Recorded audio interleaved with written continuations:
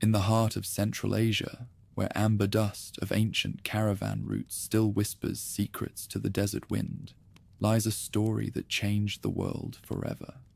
Between towering peaks and endless steppes, where nomad horsemen thundered across horizons, a people emerged whose very name would become synonymous with commerce itself. They were the bridge between empires, weavers of the first global economy, masters of languages who could negotiate in Chinese courts at dawn and Persian palaces by dusk. For over a millennium, their caravans carried more than silk and silver across impossible distances.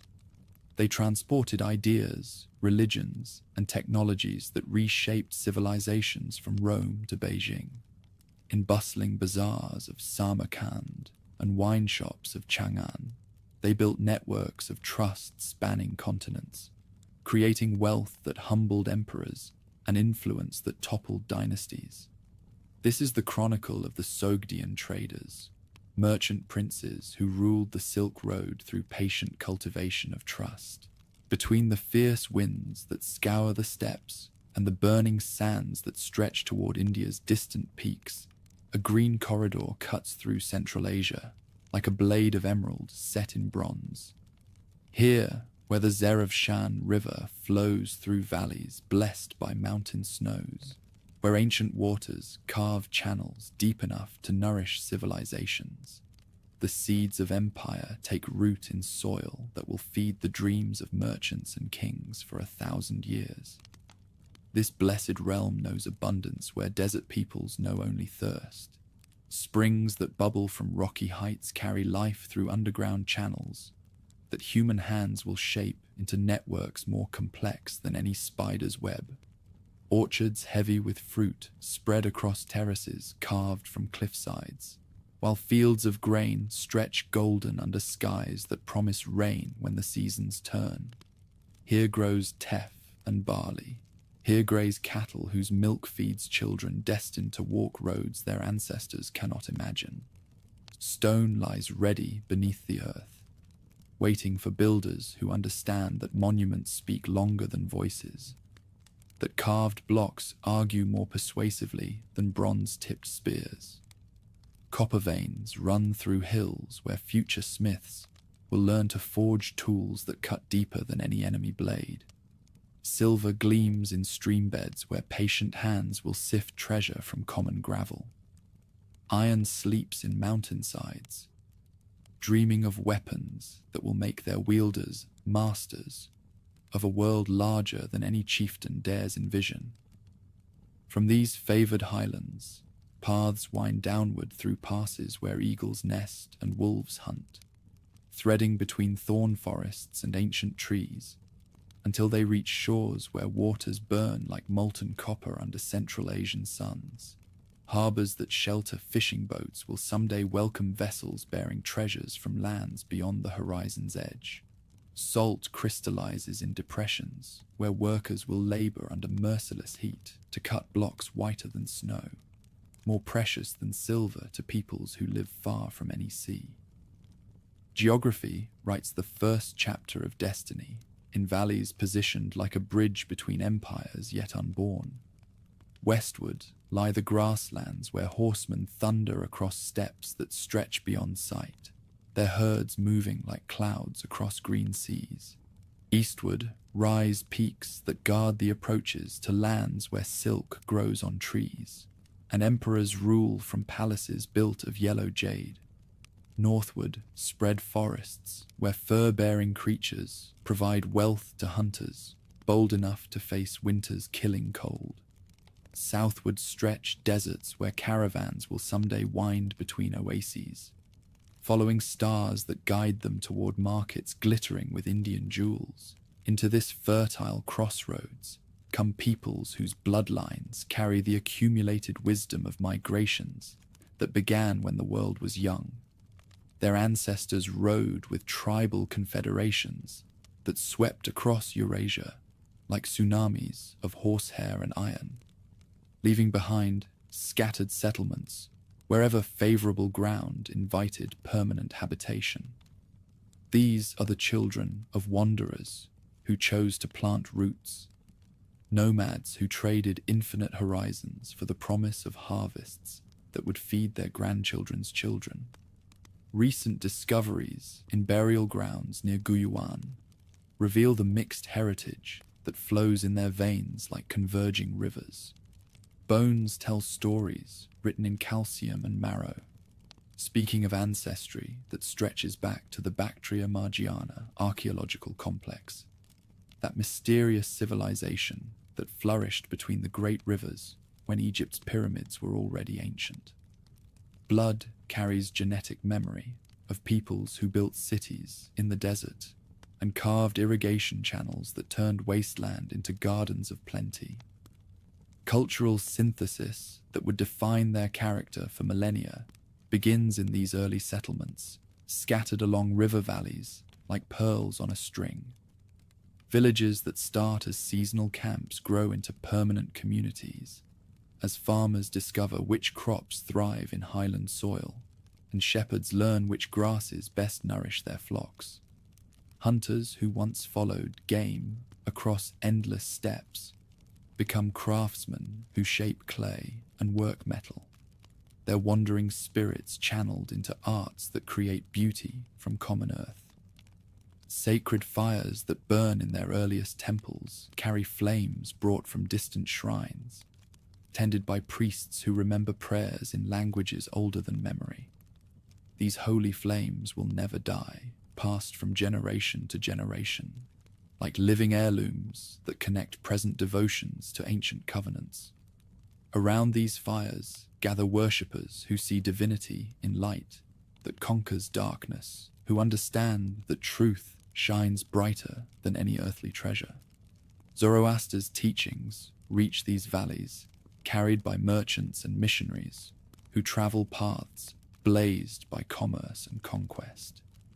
Sacred texts that speak of eternal struggle between light and darkness find eager audiences among peoples whose lives depend on seasonal cycles that bring either abundance or famine.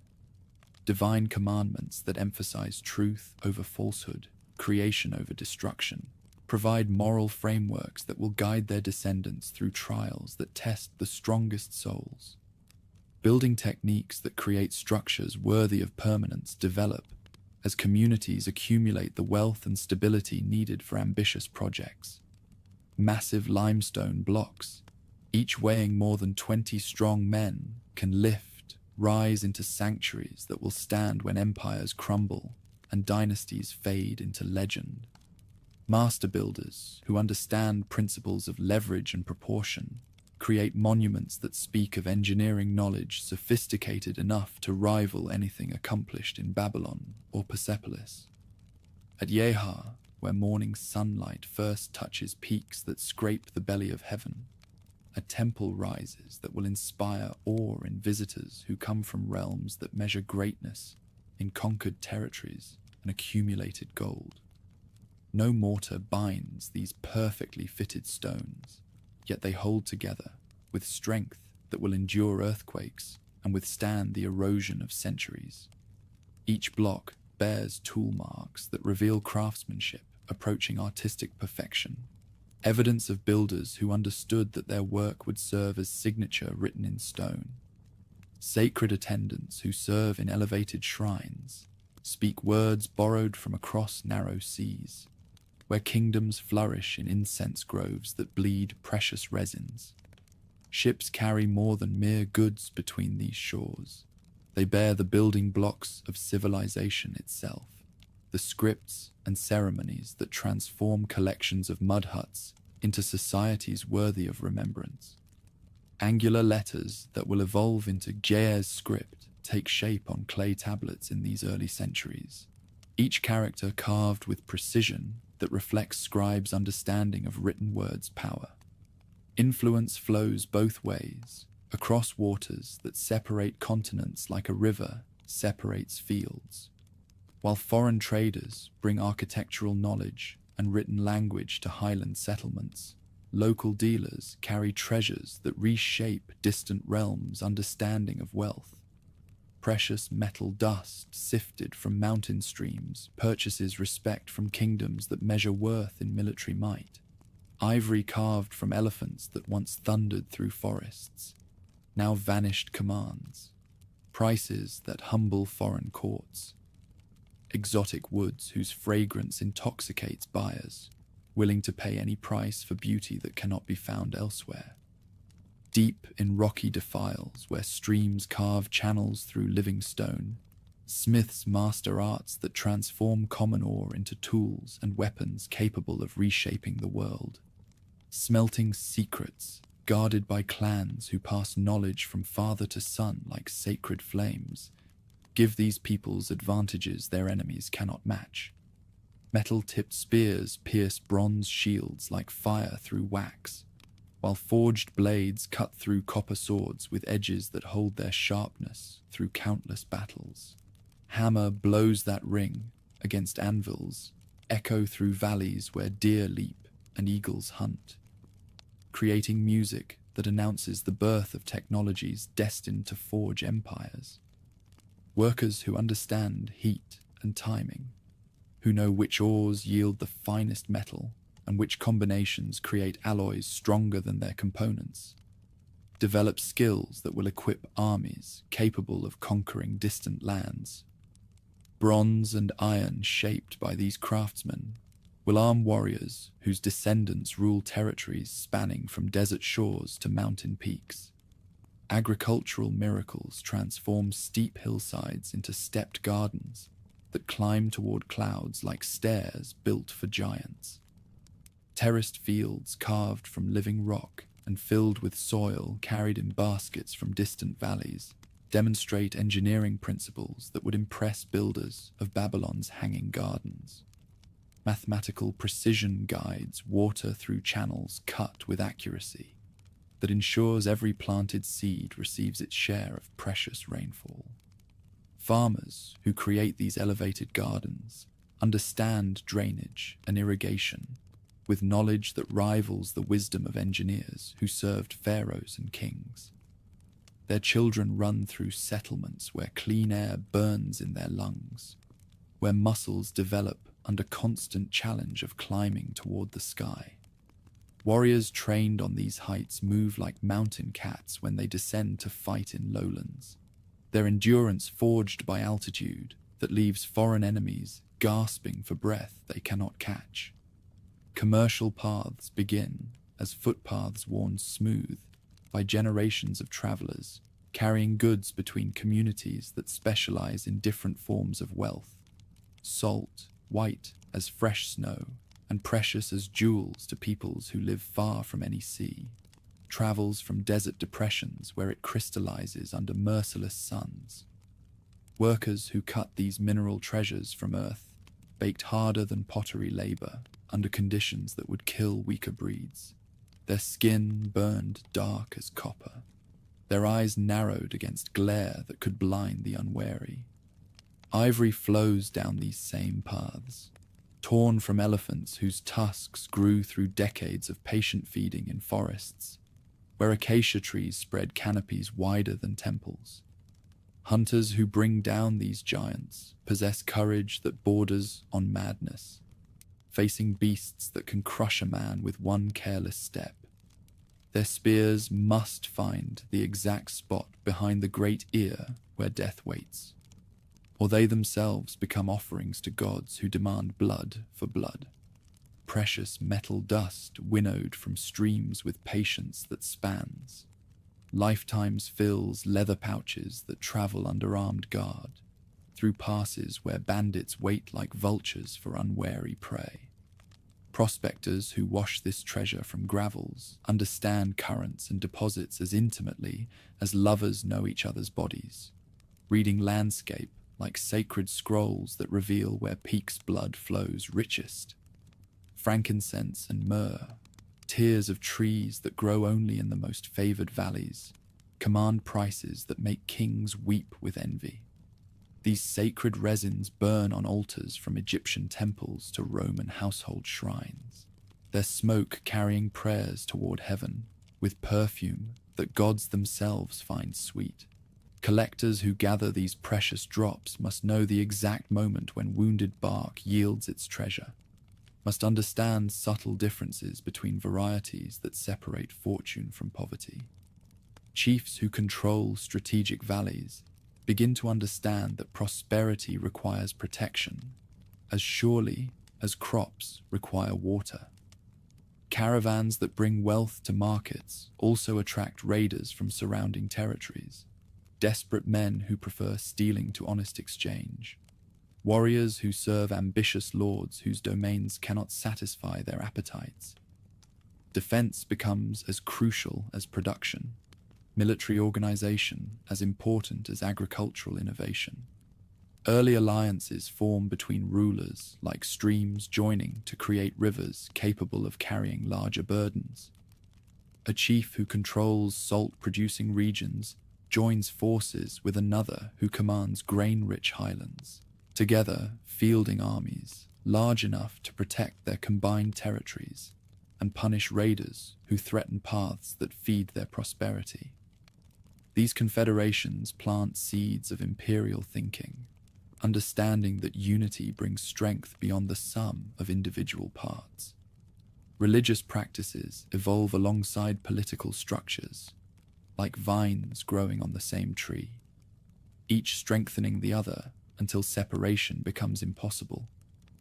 Gods who watch over these peoples demand more than simple offerings. They require elaborate ceremonies that only prosperous communities can afford.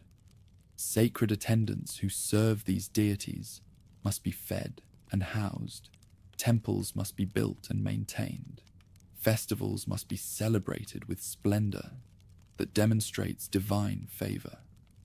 Pilgrims make their way through mountain passes to reach sanctuaries that become centers of regional devotion.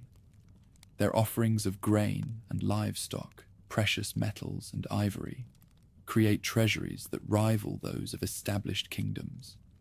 Attendants who administer these riches develop systems of record-keeping and distribution that serve as models for later governmental bureaucracies, intertwining sacred and secular power until they become indistinguishable.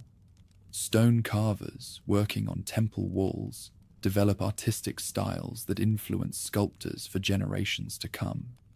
Their chisels transform blank granite into scenes of religious ceremony, immortalizing rites that might otherwise vanish with those who perform them. These carved surfaces become libraries for those who cannot read written words, textbooks for those who learn history through images rather than scripts. Bronze workers who create temple furnishings master techniques that make their descendants famous throughout the ancient world. Incense burners, ceremonial vessels, ritual weapons. Each piece reflects metallurgical understanding that rivals the finest works of Syrian and Egyptian craftsmen. Copper and tin, required for these creations, arrive through networks that span continents, proof that these peoples participate in exchanges connecting the known world. Musicians who perform in sacred ceremonies develop styles that blend local traditions with melodies learned from foreign merchants. Drums carved from single tree trunks carry rhythms that make listeners' hearts beat in harmony with mountain pulse. Lyres strung with cattle gut sing songs that mix local legends with tales heard in distant markets, creating musical traditions that echo through generations as soundtracks for imperial celebrations yet to come. Marriage alliances between ruling families create kinship networks that span highlands like webs spun by giant spiders. A daughter from salt regions marries a son from precious metal streams, binding their peoples together with bonds stronger than military conquest. Children born of these unions inherit claims to territories scattered across peaks, their bloodlines creating maps that guide future expansion. Storytellers who perform at wedding feasts and funeral ceremonies memorize genealogies stretching back to first ancestors, epic poems celebrating heroes whose deeds grow larger than life with each retelling. These living libraries carry forward cultural DNA of peoples destined to rule from Red Sea shores to Nile tributaries, their voices preserving wisdom that written scrolls might lose to fire or flood. Languages begin merging and evolving as peoples interact with foreign dealers who bring goods and ideas from distant shores. Cushitic words combine with Semitic vocabulary, creating linguistic alloys stronger than their component parts. Scripts that will become sophisticated writing systems emerge from this cultural fusion, characters adapted from foreign models but shaped by local needs and genius. Young warriors trained in fighting techniques learn to adapt tactics developed for rocky terrain to battlefields found in different environments. Hit-and-run strategies that work against raiders must be modified for fighting disciplined formations on open ground. Weapons designed for mountain warfare require adjustment for desert combat, accumulating military knowledge that proves invaluable when descendants face legions of Rome and armies of Persia. Agricultural innovations spread between communities, like seeds carried by favorable winds to fertile ground. Techniques for terracing steep slopes appear in distant settlements within planting seasons of their development.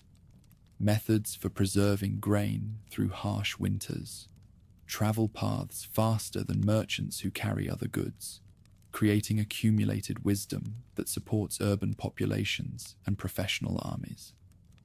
Craft specialization increases as communities grow prosperous enough to support artisans who work full-time at their trades.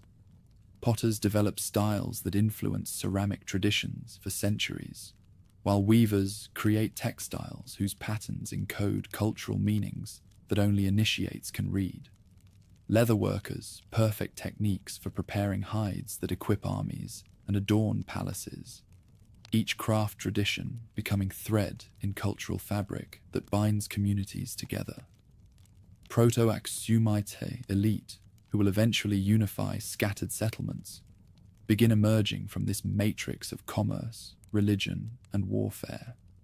These are chiefs who control the most profitable paths, sacred attendants who serve the most powerful gods, warriors who win the most decisive victories.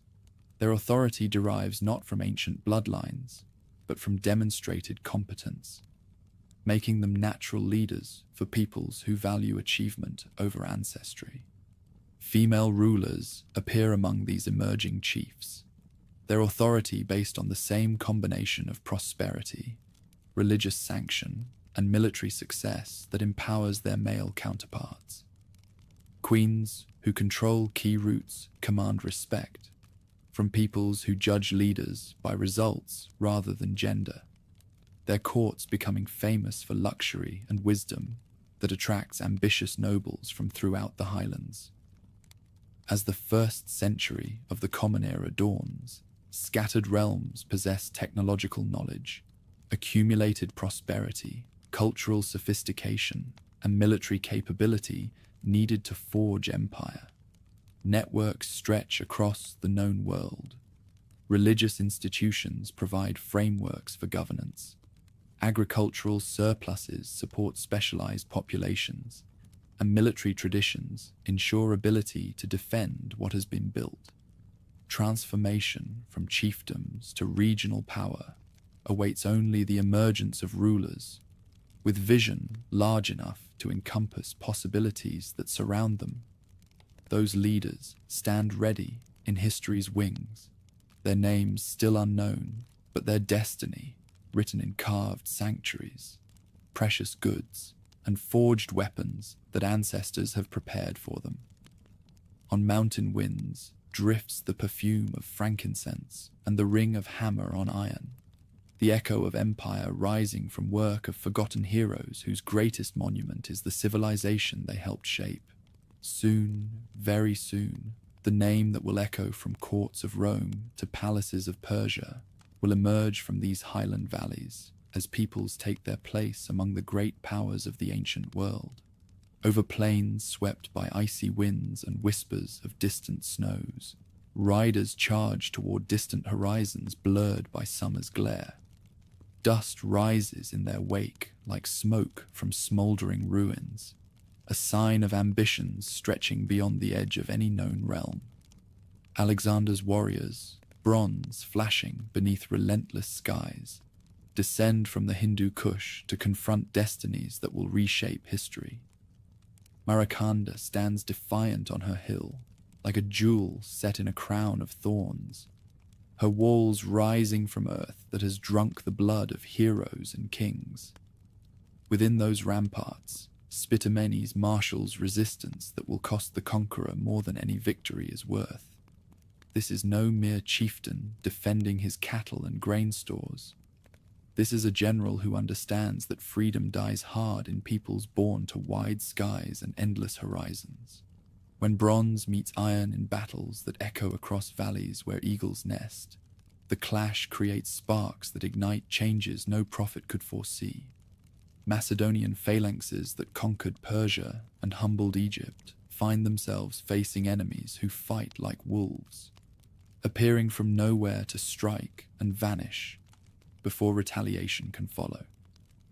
Guerrilla warfare that will become the signature of Highland resistance teaches lessons written in blood across rocky ground where conventional tactics prove useless. Yet conquest plants seeds that grow into hybrid vigor, stronger than either parent stock. Greek colonists who choose to remain after their armies withdraw discover that survival requires adaptation, marriage, and synthesis. Children born of unions between Hellenic soldiers and local women inherit the best of both worlds: Mediterranean sophistication wedded to Central Asian endurance, creating bloodlines that will produce merchant princes and warrior kings. Stone speaks multiple tongues in buildings that rise from this collision. Columned porticos that echo Athens and Alexandria stand alongside courtyards designed for peoples who understand that true wealth flows from hospitality offered to strangers bearing goods from distant lands. Gardens where Greek philosophers once walked become gathering places where Eastern wisdom meets Western logic in conversations that reshape both traditions. Networks that survived Alexander's passage like rivers flowing around boulders gradually reconnect and strengthen as political stability returns to territories that once trembled under marching feet. Caravans that waited in hidden valleys during the worst fighting emerge to find new opportunities created by connections between previously isolated regions. Roads built by military engineers to move armies become highways that carry silk from China and spices from India toward markets hungry for exotic luxuries. From the south, where Gandhara's Buddhist monasteries rise like lotus flowers from fertile ground, comes influence that will transform Highland society more profoundly than any military conquest. Merchants who carry more than mere goods in their saddlebags bring teachings that speak of liberation from suffering and paths that lead beyond the cycle of birth and death. Sacred texts that arrive with trading caravans bear wisdom accumulated through centuries of meditation and debate. Palm leaf pages carrying Sanskrit verses challenge Highland scholars to master languages that unlock treasures of knowledge. Buddhist sutras describing the middle way between extreme asceticism and self-indulgence find eager audiences among peoples whose lives depend on finding balance between opposing forces. Monasteries that rise in highland valleys become centers where Greek philosophy, Persian theology, and Indian spirituality merge into new forms of understanding. Scribes laboring in these early monasteries create traditions that will influence generations of scholars and poets. Their efforts to render Sanskrit concepts into local tongues, Greek philosophical terms into Highland dialects, create vocabularies rich enough to express the most sophisticated thoughts any human mind can conceive. Translation work that begins in candlelit chambers becomes the foundation for literature that will carry these people's voices across centuries. From the north, where nomadic confederations rule grasslands that stretch beyond any horizon, come influences that strengthen military traditions already renowned for their effectiveness. Horses bred for speed and endurance arrive in highland markets, their bloodlines carrying genetic heritage that will produce cavalry capable of outrunning any pursuit and outfighting any enemy. Riding techniques that enable warriors to shoot arrows with deadly accuracy, while galloping at full speed transform highland armies into forces that can project power across vast distances. Smiths who once struggled to create iron hard enough to hold an edge learned from northern masters to produce steel that cuts through bronze like a blade through silk. Armor that combines flexibility with protection enables warriors to move with deadly grace while turning aside enemy weapons that would otherwise prove fatal. Workshops that once echoed with the simple rhythm of hammer on anvil now ring with complex melodies as craftsmen forge alloys that surpass anything their ancestors imagined possible. Pottery that emerges from highland workshops demonstrates how artistic synthesis creates beauty, transcending ethnic boundaries. Vessels that combine Greek geometric patterns with local animal motifs prove both beautiful enough to grace royal tables and sturdy enough for daily use. Textiles that weave Hellenistic designs into highland patterns create fabrics commanding premium prices in markets from Rome to China, their beauty speaking tongues that transcend cultural limitations. Jewelers working in highland ateliers master techniques that rival anything produced in Alexandria or Antioch. Precious metals shaped into forms honoring both Greek aesthetic principles and local spiritual symbols create ornaments satisfying sophisticated tastes while maintaining authenticity. Gems arriving through expanding networks find settings that enhance their natural beauty while incorporating motifs speaking to highland souls. Practical wisdom, rather than abstract philosophy, drives the tolerance that becomes characteristic of highland society.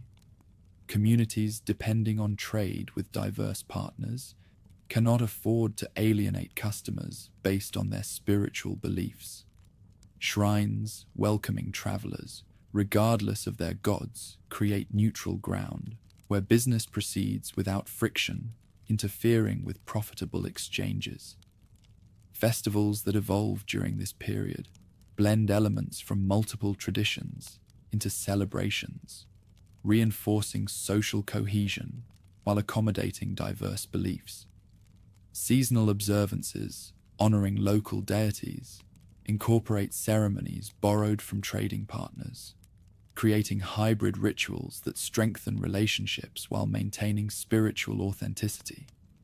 Music and dance accompanying these festivals develop styles, influencing artistic expression throughout the region.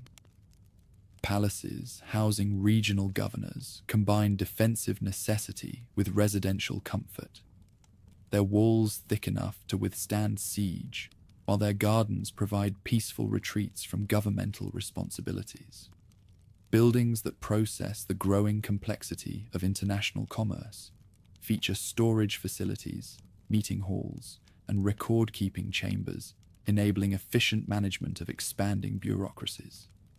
Streets laid out in geometric patterns facilitate movement of goods and people, while creating vistas that please the eye and lift the spirit.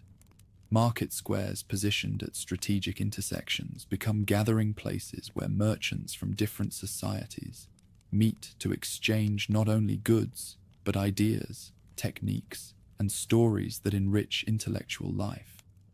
Water management that channels mountain runoff through carefully designed networks brings life to territories that once supported only sparse populations. Schools that emerge to serve expanding governmental needs train young people for careers requiring sophisticated skills. Students master reading and writing in multiple scripts while learning mathematics, geography, and diplomatic protocol. Apprenticeships that preserve technical knowledge while encouraging innovation ensure continuity surviving individual careers and generational transitions.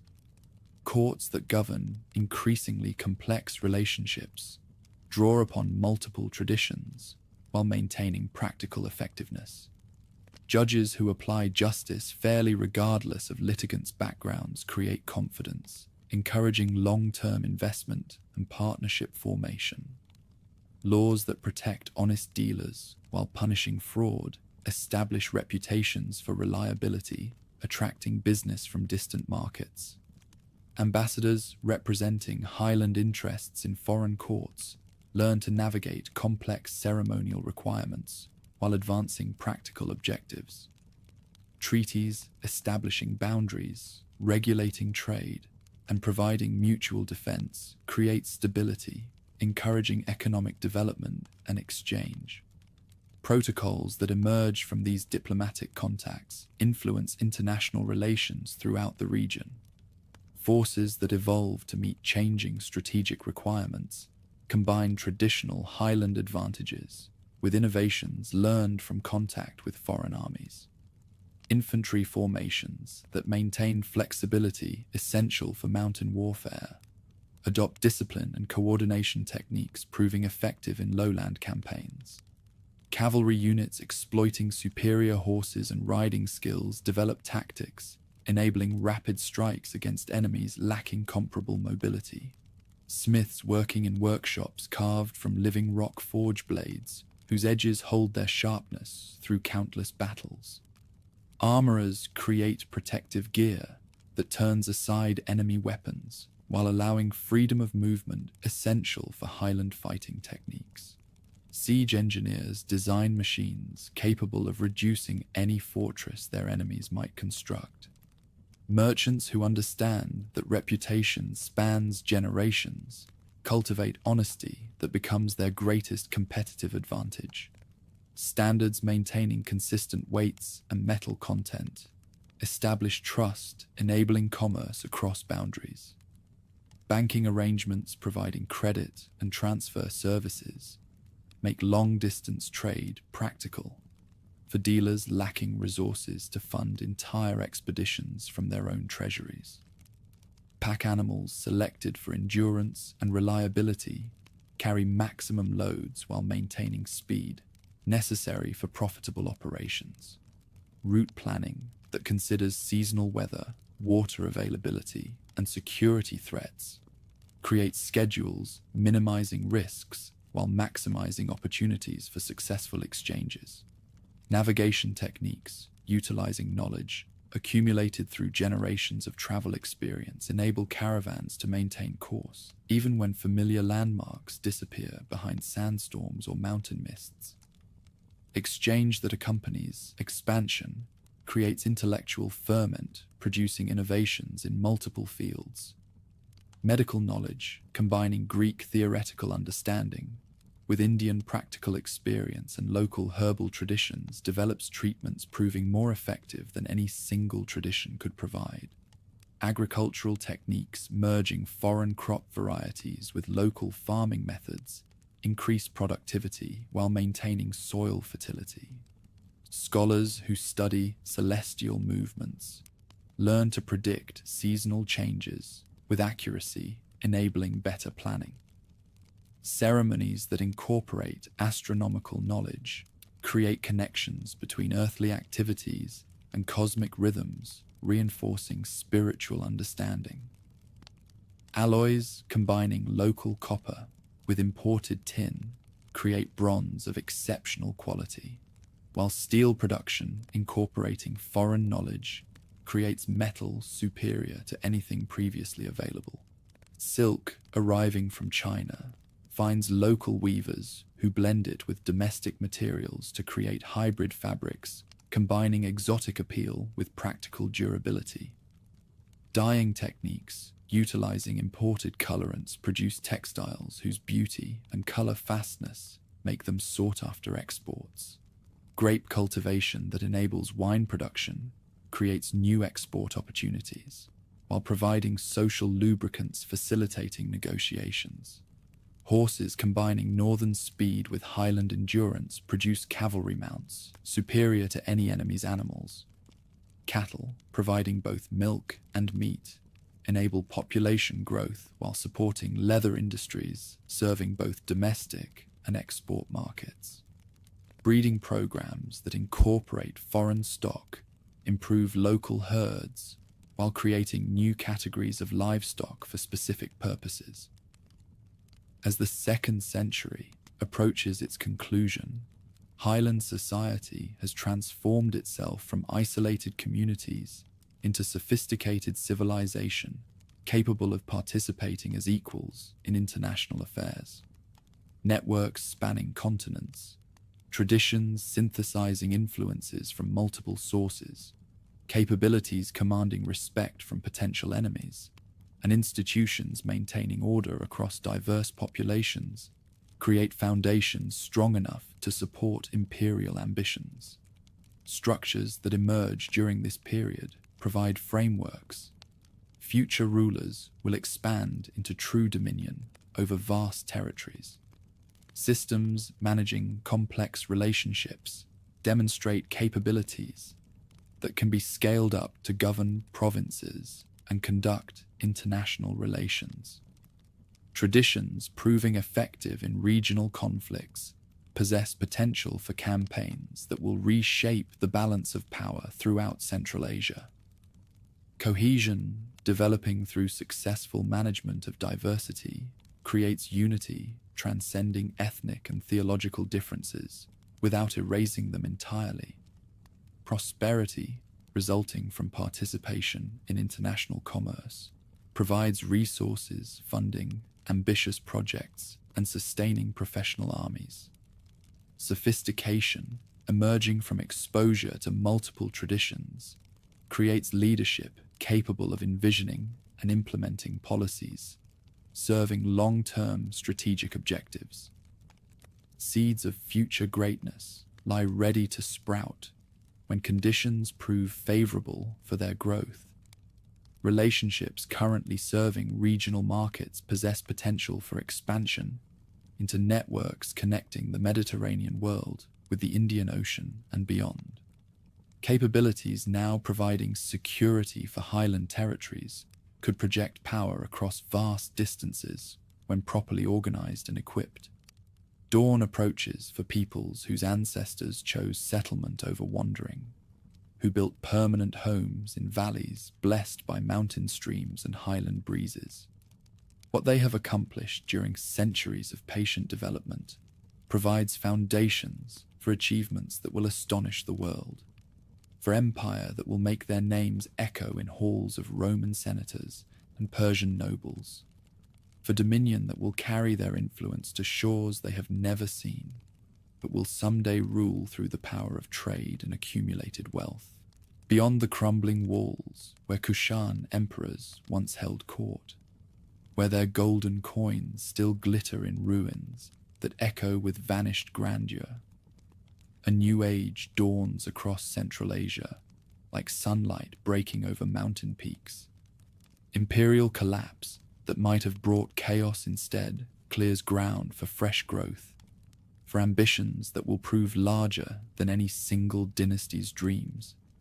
From Samarkand's oasis gardens to Bukhara's bustling markets, from the salt mines of distant deserts to the jade routes that wind toward China's yellow gates, a people rises whose very name will become synonymous with commerce itself. In chambers where lamplight flickers against carved walls, where the scent of frankincense mingles with the rustle of precious silks, merchant princes gather to plan expeditions that will reshape the ancient world's understanding of distance and profit. These are no mere peddlers content to trade glass beads for grain in village squares. These are visionaries who see opportunity stretching like golden thread from the Mediterranean shores to the Pacific's edge, who understand that true wealth flows not from conquest, but from the patient cultivation of trust across cultural boundaries that divide humanity into suspicious tribes. Samarkand stands at the center of this revolution, like a spider in a web spun from silver and silk.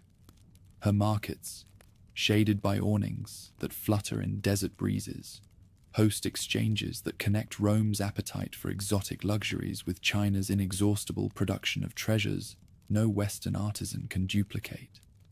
Voices speaking a dozen languages create a symphony of negotiation, their words shaping contracts that will send caravans across deserts where lesser men would perish from thirst and exhaustion.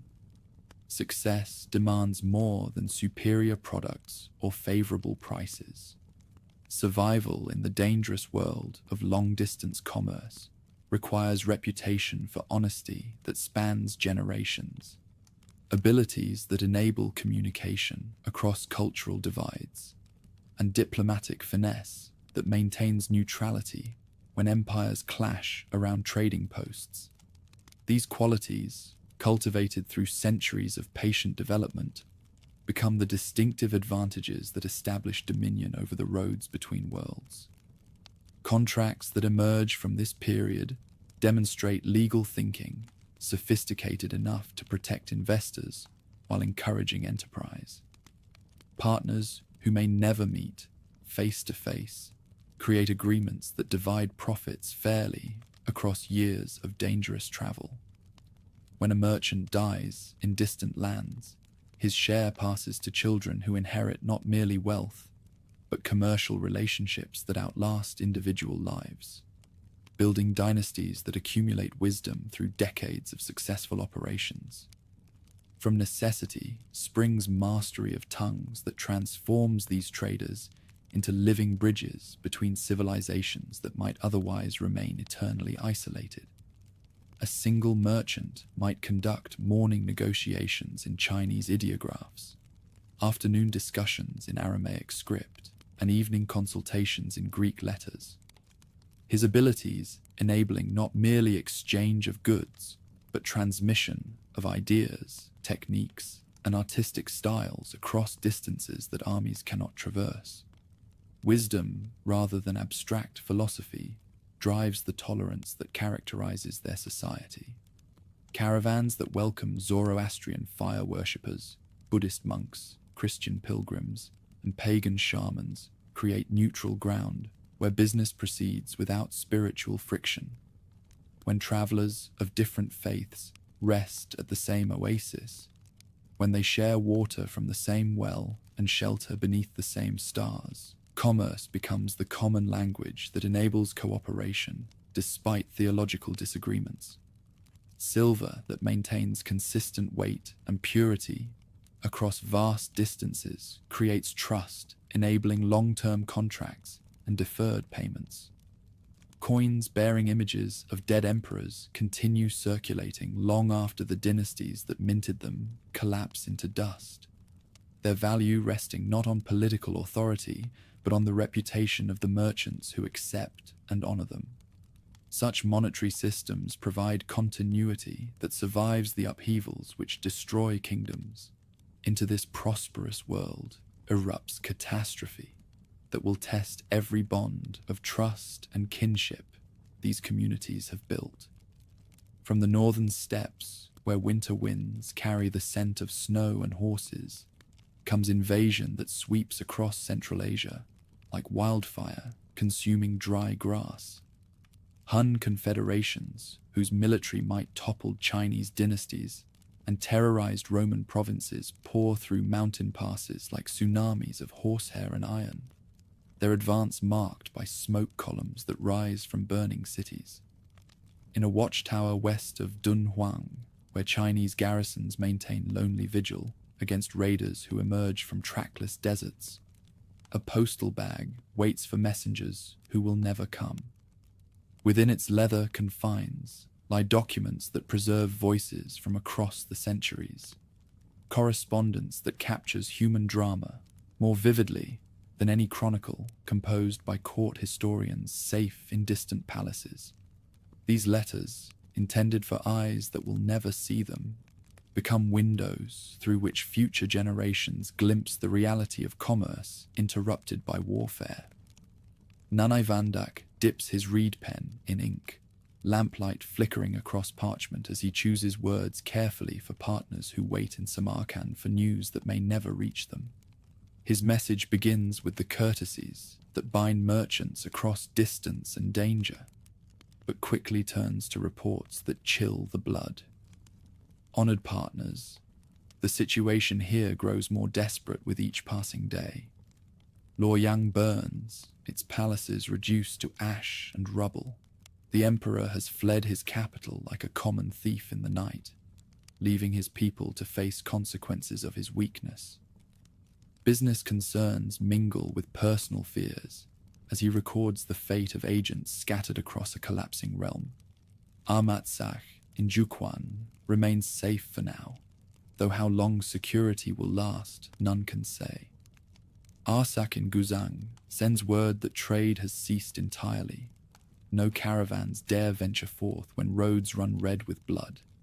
It is 3 years since any messenger arrived from our homeland. 3 years since we learned whether our families still draw breath. Practical matters occupy his thoughts despite the chaos surrounding him. The silk shipment intended for Western markets lies in warehouses we dare not approach. The goods worthless if we cannot transport them safely. The precious metals we accumulated through careful trading now serve as bribes for guards whose loyalty shifts with each rumor of advancing armies. Personal anguish breaks through his reserve as he contemplates separation from everything that gives life meaning. My son, Taksich Vandak, grows to manhood without his father's guidance. Learning lessons I cannot teach from tutors I cannot pay. If these troubles continue, if the roads remain closed to honest commerce, I fear I shall never see him again, never witness his marriage or hold his children in my arms. Desperation drives him to make arrangements that reveal the depth of his despair. Should fate prevent my return to Samarkand, I entrust his welfare to your care. The sum of 800 silver pieces awaits investment in his name. Use it wisely to secure his future and find him a wife worthy of our family's honor. Let him know that his father died thinking of home, dreaming of valleys where peace reigns and merchants travel without fear.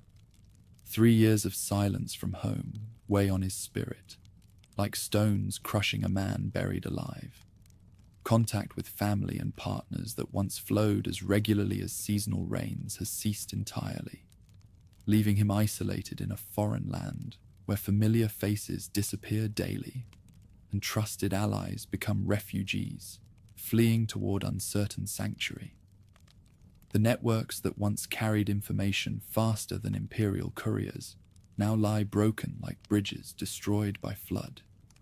Meanwhile, in Dunhuang's dusty streets, where foreign merchants cluster in neighborhoods that echo with a dozen tongues, another tragedy unfolds with the slow inevitability of desert drought.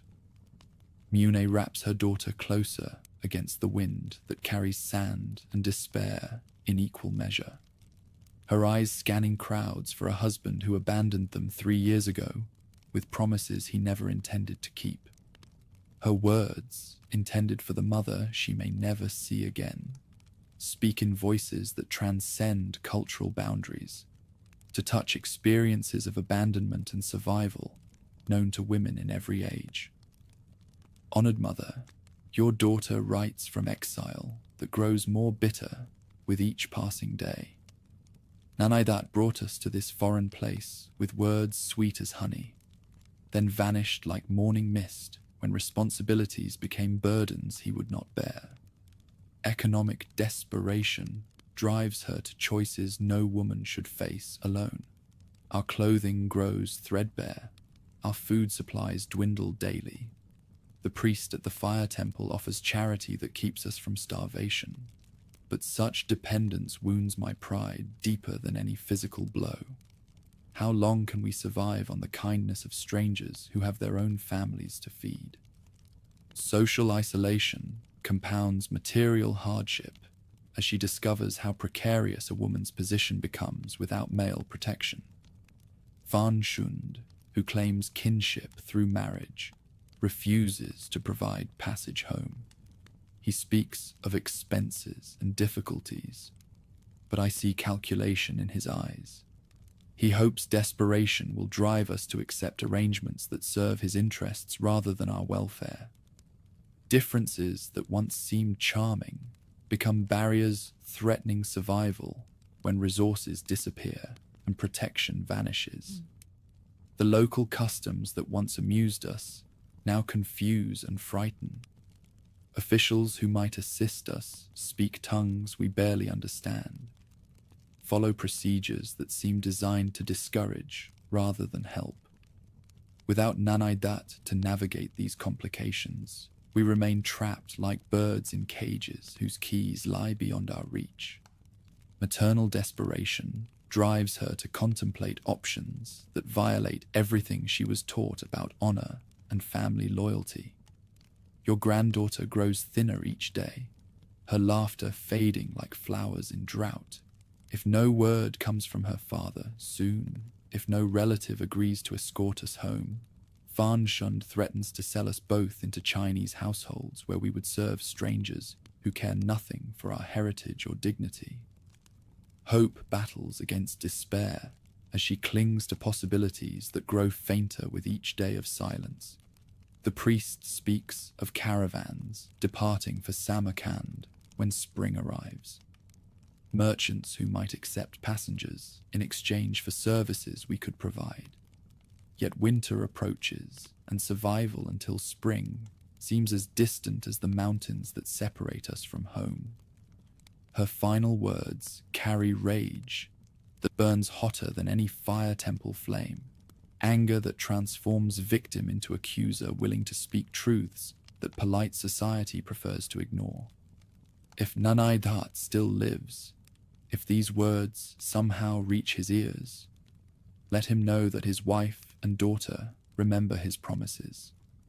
Better to be the wife of a dog or pig than to be bound to a man who values profit above family, who abandons those who trusted him for the sake of ventures that will never bring the satisfaction that comes from love freely given and faithfully kept.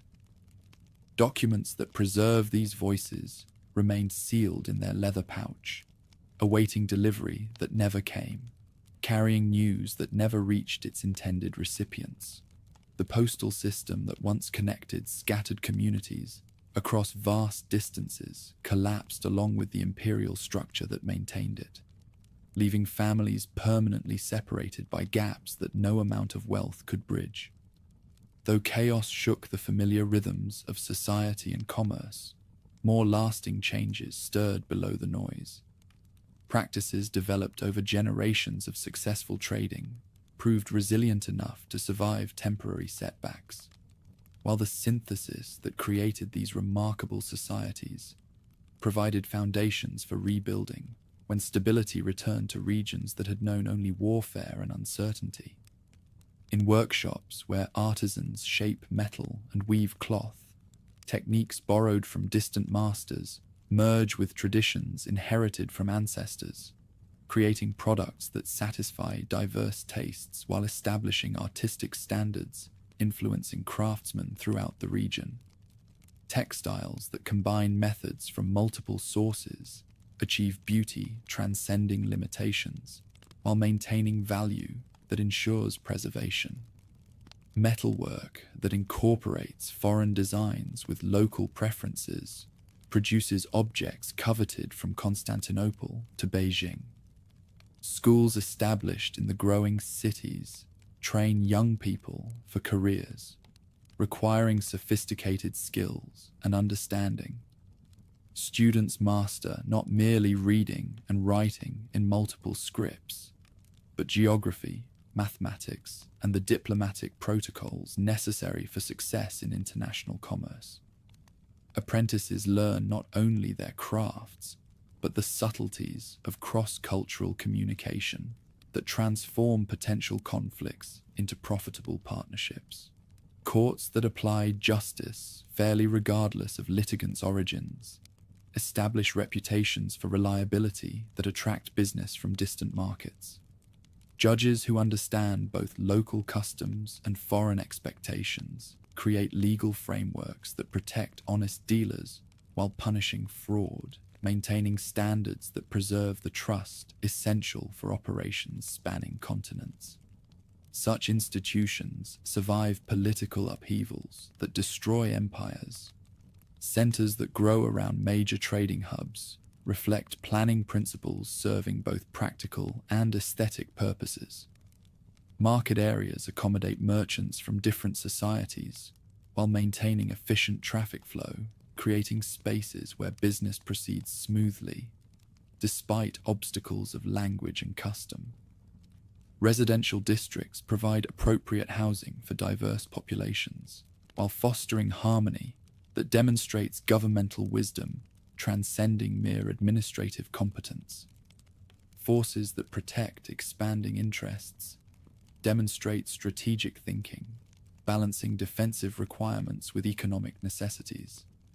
Soldiers who provide security for caravans without imposing excessive costs create conditions enabling profitable trading while maintaining competitive pricing. Agreements with neighboring powers that reduce military requirements through negotiation preserve resources for productive rather than destructive purposes. Innovation, emerging from exposure to foreign techniques and materials, revolutionizes production capabilities while creating new categories of exportable goods. Advances in metalworking improve tool and weapon quality, establishing technical superiority, providing competitive advantages in multiple markets. Improvements in agriculture increase productivity while reducing labor requirements, creating surpluses that support growing populations and fund expansion. Mastery of tongues transforms traders into living bridges between civilizations. Merchants who conduct negotiations in Chinese ideographs, Aramaic script, and Greek letters enable not merely exchange of goods, but transmission of ideas, techniques, and artistic styles across distances armies cannot traverse. Such abilities make them indispensable intermediaries whose services command premium fees throughout the known world. Tolerance born of practical wisdom rather than abstract philosophy characterizes their approach to diverse beliefs. When caravans welcome fire worshippers, monks, pilgrims, and shamans, they create neutral ground where business proceeds without spiritual friction. Shrines honoring multiple deities provide rest stops where travelers find familiar comfort, regardless of divine allegiances, while festivals blending diverse traditions strengthen bonds between communities, depending on cooperation for survival.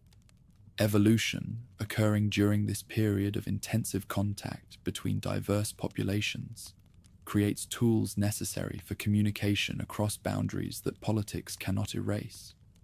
Vocabularies incorporating technical terms from multiple sources enable precision in describing goods, services, and concepts that no single tradition could express adequately. Scripts adapting foreign characters to local sounds provide written communication, transcending ethnic and theological divisions. Developments reflecting growing sophistication in theological thinking accommodate diverse spiritual traditions without abandoning essential principles. Synthesis, emerging from encounters between Buddhism, Zoroastrianism, Christianity, and local beliefs, creates forms of worship satisfying deep spiritual needs while maintaining practical utility for communities, depending on cooperation across boundaries. As the 6th century approaches its conclusion, foundations exist for achievements that will establish these merchants as the dominant force throughout Central Asia and beyond. Networks that currently serve regional markets possess the structure and accumulated expertise necessary for expansion into truly international operations.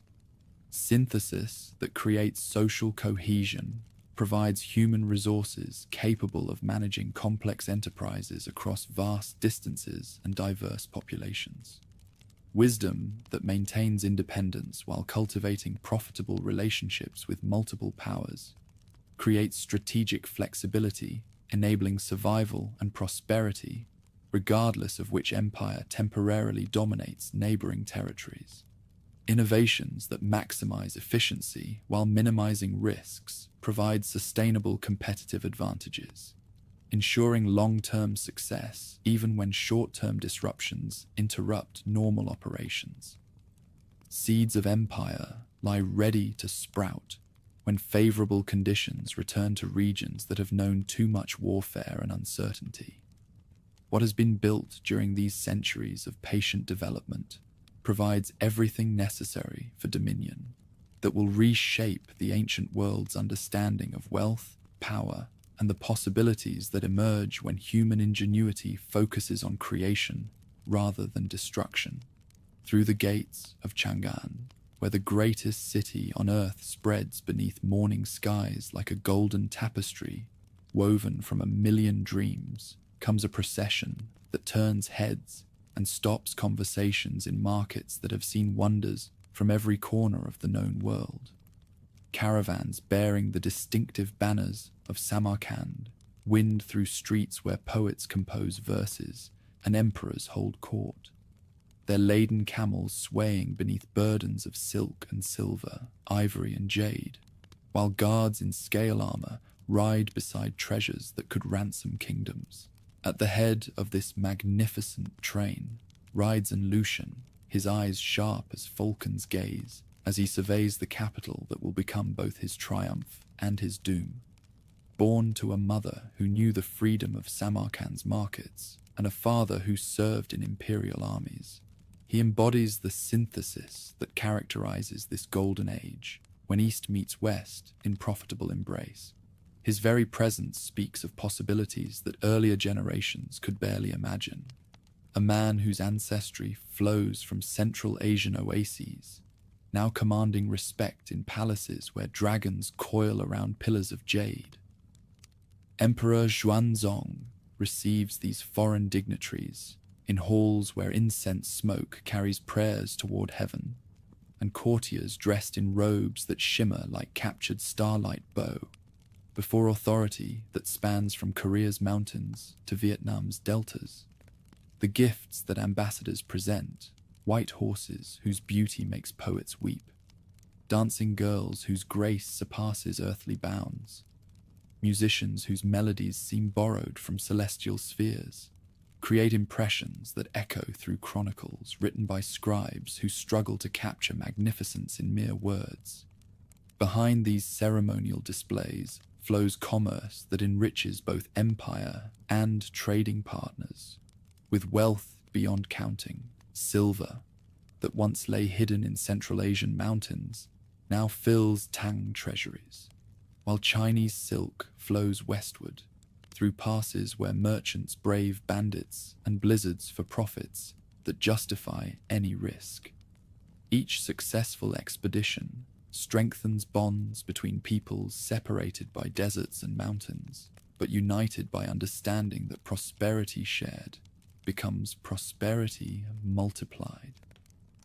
The merchants who orchestrate these exchanges gather in wine shops that cluster throughout Chang'an's trading quarters, their establishments echoing with laughter in a dozen tongues as proprietors from distant oases serve vintages that bring tears of joy to customers accustomed to rice wine's gentle embrace. These venues become gathering places where information flows more freely than any beverage, where news from Samarkand reaches imperial ears before official dispatches arrive, where gossip from Constantinople mingles with rumors from Kashgar, in conversations that shape policies affecting 3 continents. Such cosmopolitan mingling inevitably influences the imperial court itself. Lady Wei adjusts the unfamiliar weight of trousers beneath her silk robes, her ladies-in-waiting giggling as they attempt to master garments that enable movement their court dresses never allowed.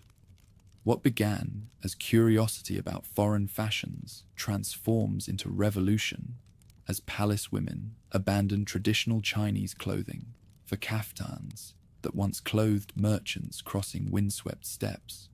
Their competition to display exotic elegance spreads through every level of society, until tailors struggle to meet demand for styles that arrived with the last caravan from Bukhara.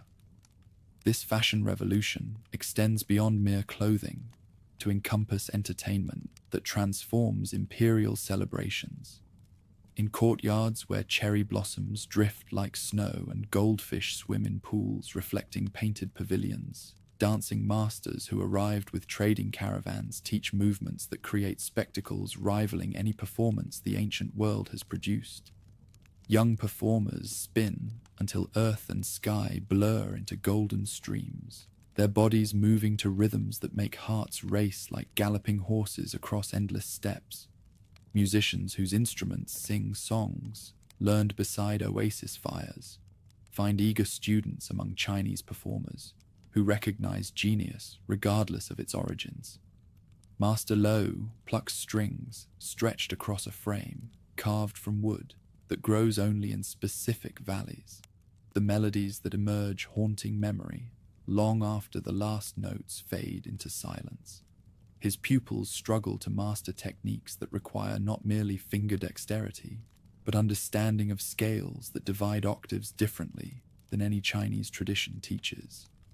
The drums that arrived strapped to camelbacks now beat new rhythms in palace halls, their voices carved from trees that drink water from underground rivers flowing beneath desert sands.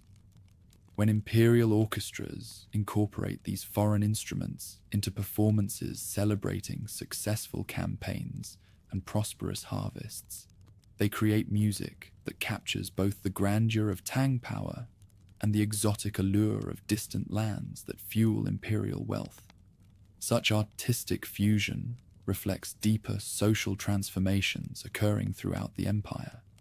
Marriage negotiations that begin in wine shops conclude in ceremonies that bind merchant families to Chinese nobility, creating bloodlines carrying the heritage of two civilizations in their veins. When An Lushan weds the daughter of a Tang general, their union symbolizes more than personal affection.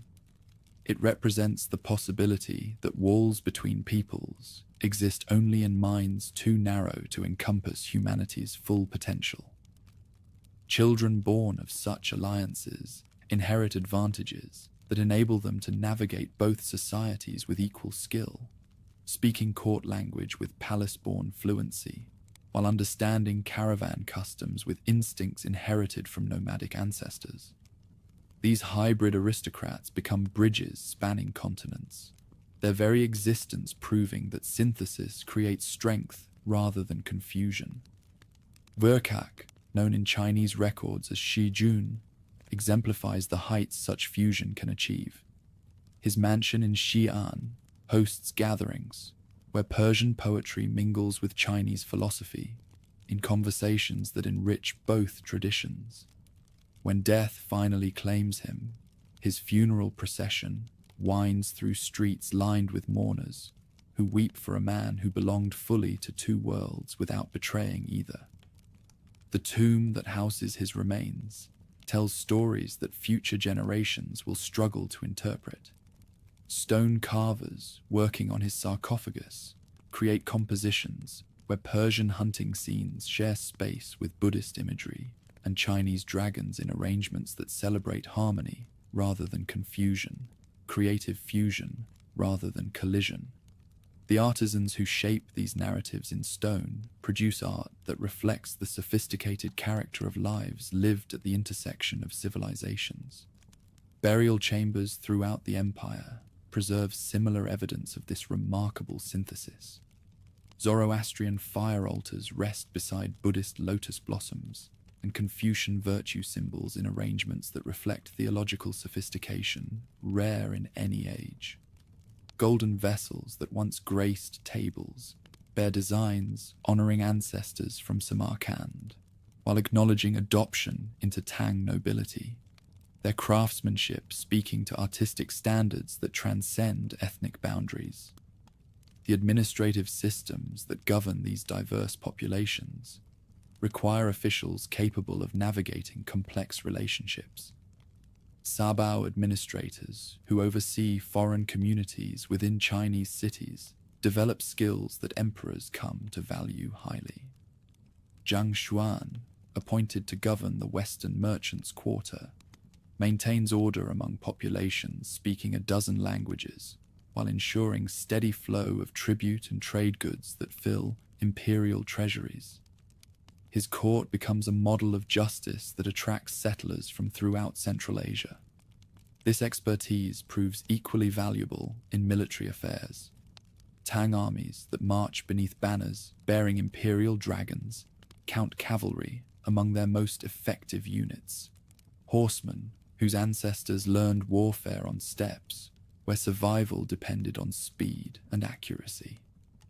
General Li watches these foreign allies demonstrate mounted archery techniques that surpass anything Chinese tradition can provide, their arrows finding targets at distances that astound observers accustomed to infantry warfare.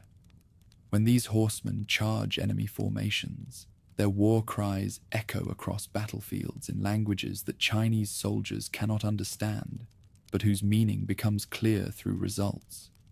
Enemies who face such attacks speak in later years of demons that appeared from nowhere to strike like lightning, before vanishing into dust clouds that swallowed pursuing armies. The fortifications that guard Empire's western frontiers incorporate knowledge gained from such warfare. Master Chen studies plans drawn by foreign advisors who learned their craft in conflicts where walls either held or cities died. Their expertise purchased with blood spilled on battlefields where mercy was weakness and failure meant death. The defensive innovations they introduce, towers positioned to create overlapping fields of fire, gates designed to channel attackers into killing zones, sally ports that enable surprise counterattacks, transform Chinese military architecture. Weapons forged in Chang'an's armories reflect similar influences. Smith Wang examines a blade brought by merchants from Samarkand, its edge holding sharpness that his best steel cannot match. The foreign craftsman who teaches him improved techniques demands payment in silver rather than honor, understanding that knowledge possesses value that emperors recognize through generous compensation. Such exchanges gradually improve the quality of arms that equip imperial forces. These military and technological innovations support diplomatic relationships that extend far beyond simple tributary arrangements. Ambassador Feng returns from Bukhara carrying agreements that establish trading privileges and cooperation. His success measured not in territories conquered, but in relationships cultivated. The treaties he negotiates create frameworks enabling profitable partnerships that endure through dynastic changes and territorial adjustments that might otherwise disrupt commerce. Letters preserved in imperial archives reveal the complexity of these relationships, speaking of alliances based on mutual benefit rather than one-sided submission. Such partnerships serve strategic interests while respecting the autonomy that proud peoples will not surrender, regardless of pressure applied against their independence. The tributary missions that arrive annually in Chang'an demonstrate the fruits of such careful diplomacy. Acrobats from Samarkand perform feats that defy gravity, while musicians from Kucha play melodies that transport listeners to realms where earthly concerns fade into insignificance. Dancers whose movements tell stories of distant lands create spectacles that celebrate Empire's cosmopolitan character, their performances reminding audiences how vast and varied the world beyond their borders remains. Palace entertainments that showcase these diverse talents become occasions for displaying the Empire's cultural sophistication. When the Emperor celebrates his birthday, the program includes acts spanning continents. Persian fire dancers, Indian snake charmers, Central Asian horsemen who shoot arrows while standing on galloping mounts, their skills creating memories that guests treasure for lifetimes. The artistic workshops that produce decorations for such occasions employ craftsmen whose techniques combine traditions that once existed in isolation. Painter Zhou learns to render Central Asian horses with Chinese brushwork, his scrolls capturing both accurate anatomy and spiritual essence that makes viewers feel wind rushing through their hair. The foreign horsemen who pose for his studies share knowledge of equine behavior that transforms mere pictures into living portraits. Sculptors working in imperial workshops create similar syntheses. When Master Li shapes a bodhisattva's features, he draws inspiration from models whose cheekbones carry the memory of steppes and whose eyes hold the wisdom of desert crossings, creating sacred images that welcome worshippers from every corner of the known world. These artistic achievements reflect broader patterns of spiritual development occurring throughout the empire. Monasteries that welcome Central Asian pilgrims become centers where Sanskrit scholarship mingles with Chinese philosophy to produce insights enriching both traditions. Abbot Xuanzang debates theological questions with visiting monks whose understanding of Buddhist texts stems from direct contact with Indian masters, their discussions creating syntheses that influence thinking throughout the Buddhist world. Fire temples that serve merchant communities maintain ancient practices while adapting to new environments. Priest Miehe tends sacred flames that have burned since his grandfather's time. The fire fed with wood brought from forests that grow around Samarkand's oases, each log carrying the scent of home to worshippers who live in foreign lands but remember their origins. The prosperity that enables such diverse spiritual communities also drives innovations in commerce. Father Alopen, who conducts Christian services that blend Western liturgy with Eastern sensibilities, finds his congregation includes wealthy merchants who support his mission through generous donations. These same traders rely on banking networks that transfer funds between distant cities, eliminating delays that once prevented timely responses to market opportunities. Merchant Liu deposits silver in Chang'an and withdraws equivalent value in Samarkand months later, the transaction recorded in ledgers that create financial instruments spanning continents. Such innovations enable commerce on scales that previous generations could barely imagine, their efficiency supporting the very prosperity that allows diverse religious communities to flourish. The standardization that makes such transactions possible extends throughout the commercial system. When traders argue over quantities, they refer to standards maintained in imperial bureaus whose authority both parties accept. Coins whose purity and weight remain consistent across vast territories create trust, enabling long-term contracts and deferred payments, their reliability supporting networks that carry more than mere goods between civilizations. Ideas originating in Greek philosophy, Persian theology, or Indian spirituality find audiences in Chinese cities where scholars hungry for knowledge eagerly embrace wisdom regardless of its source. Artistic techniques that develop in one region spread rapidly along trading paths to influence craftsmen who have never traveled beyond their native villages, their adoption creating artistic languages that transcend ethnic boundaries. Knowledge flows with equal freedom in the opposite direction.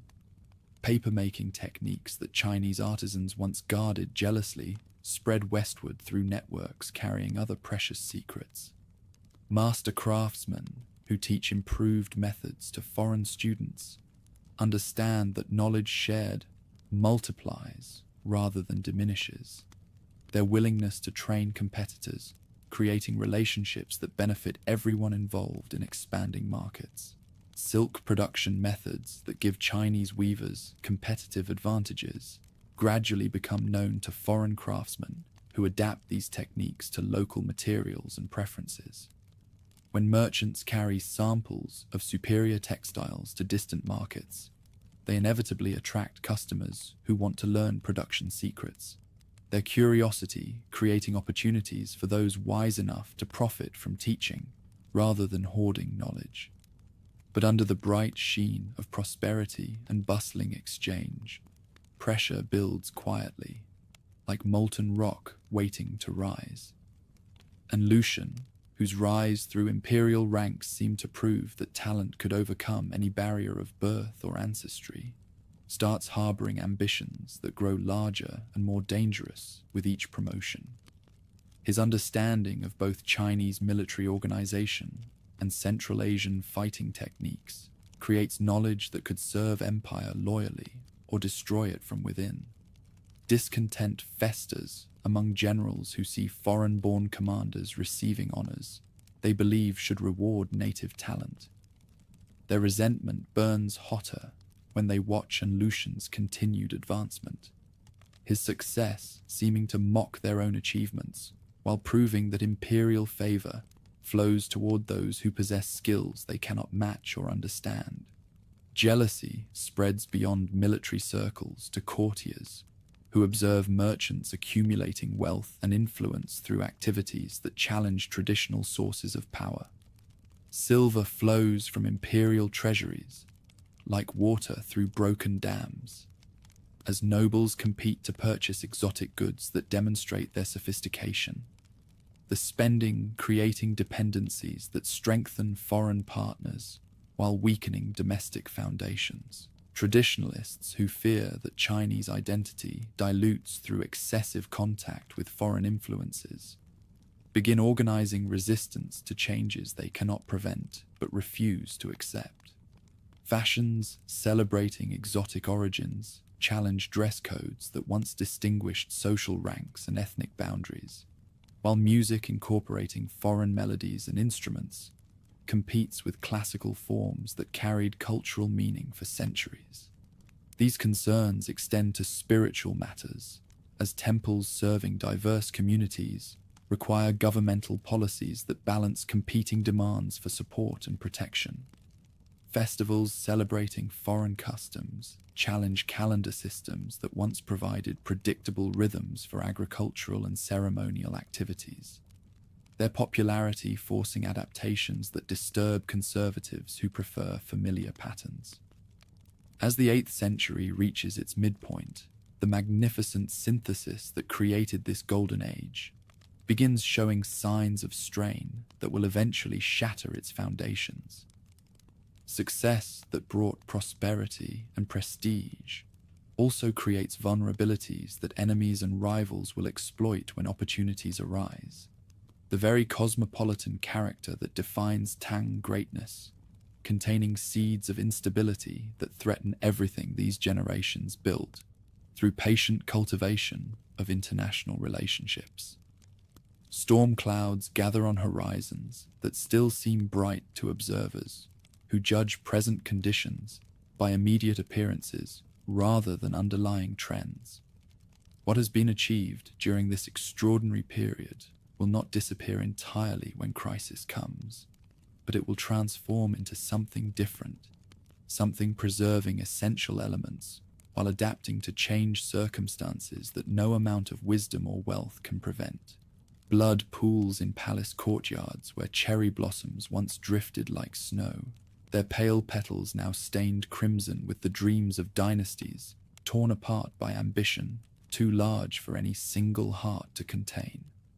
And Lucian stands among the carnage he has created, his eyes no longer holding the calculating sharpness that once impressed emperors, but burning with madness that consumes men who mistake conquest for achievement. The rebellion that bears his name sweeps across the empire like wildfire through drought-stricken forests, leaving behind ruins where prosperity once flourished and graves where families once gathered to celebrate harvests that will never come again. Chang'an burns as rebels storm through streets that echoed with laughter, from wine shops now reduced to ash and memory.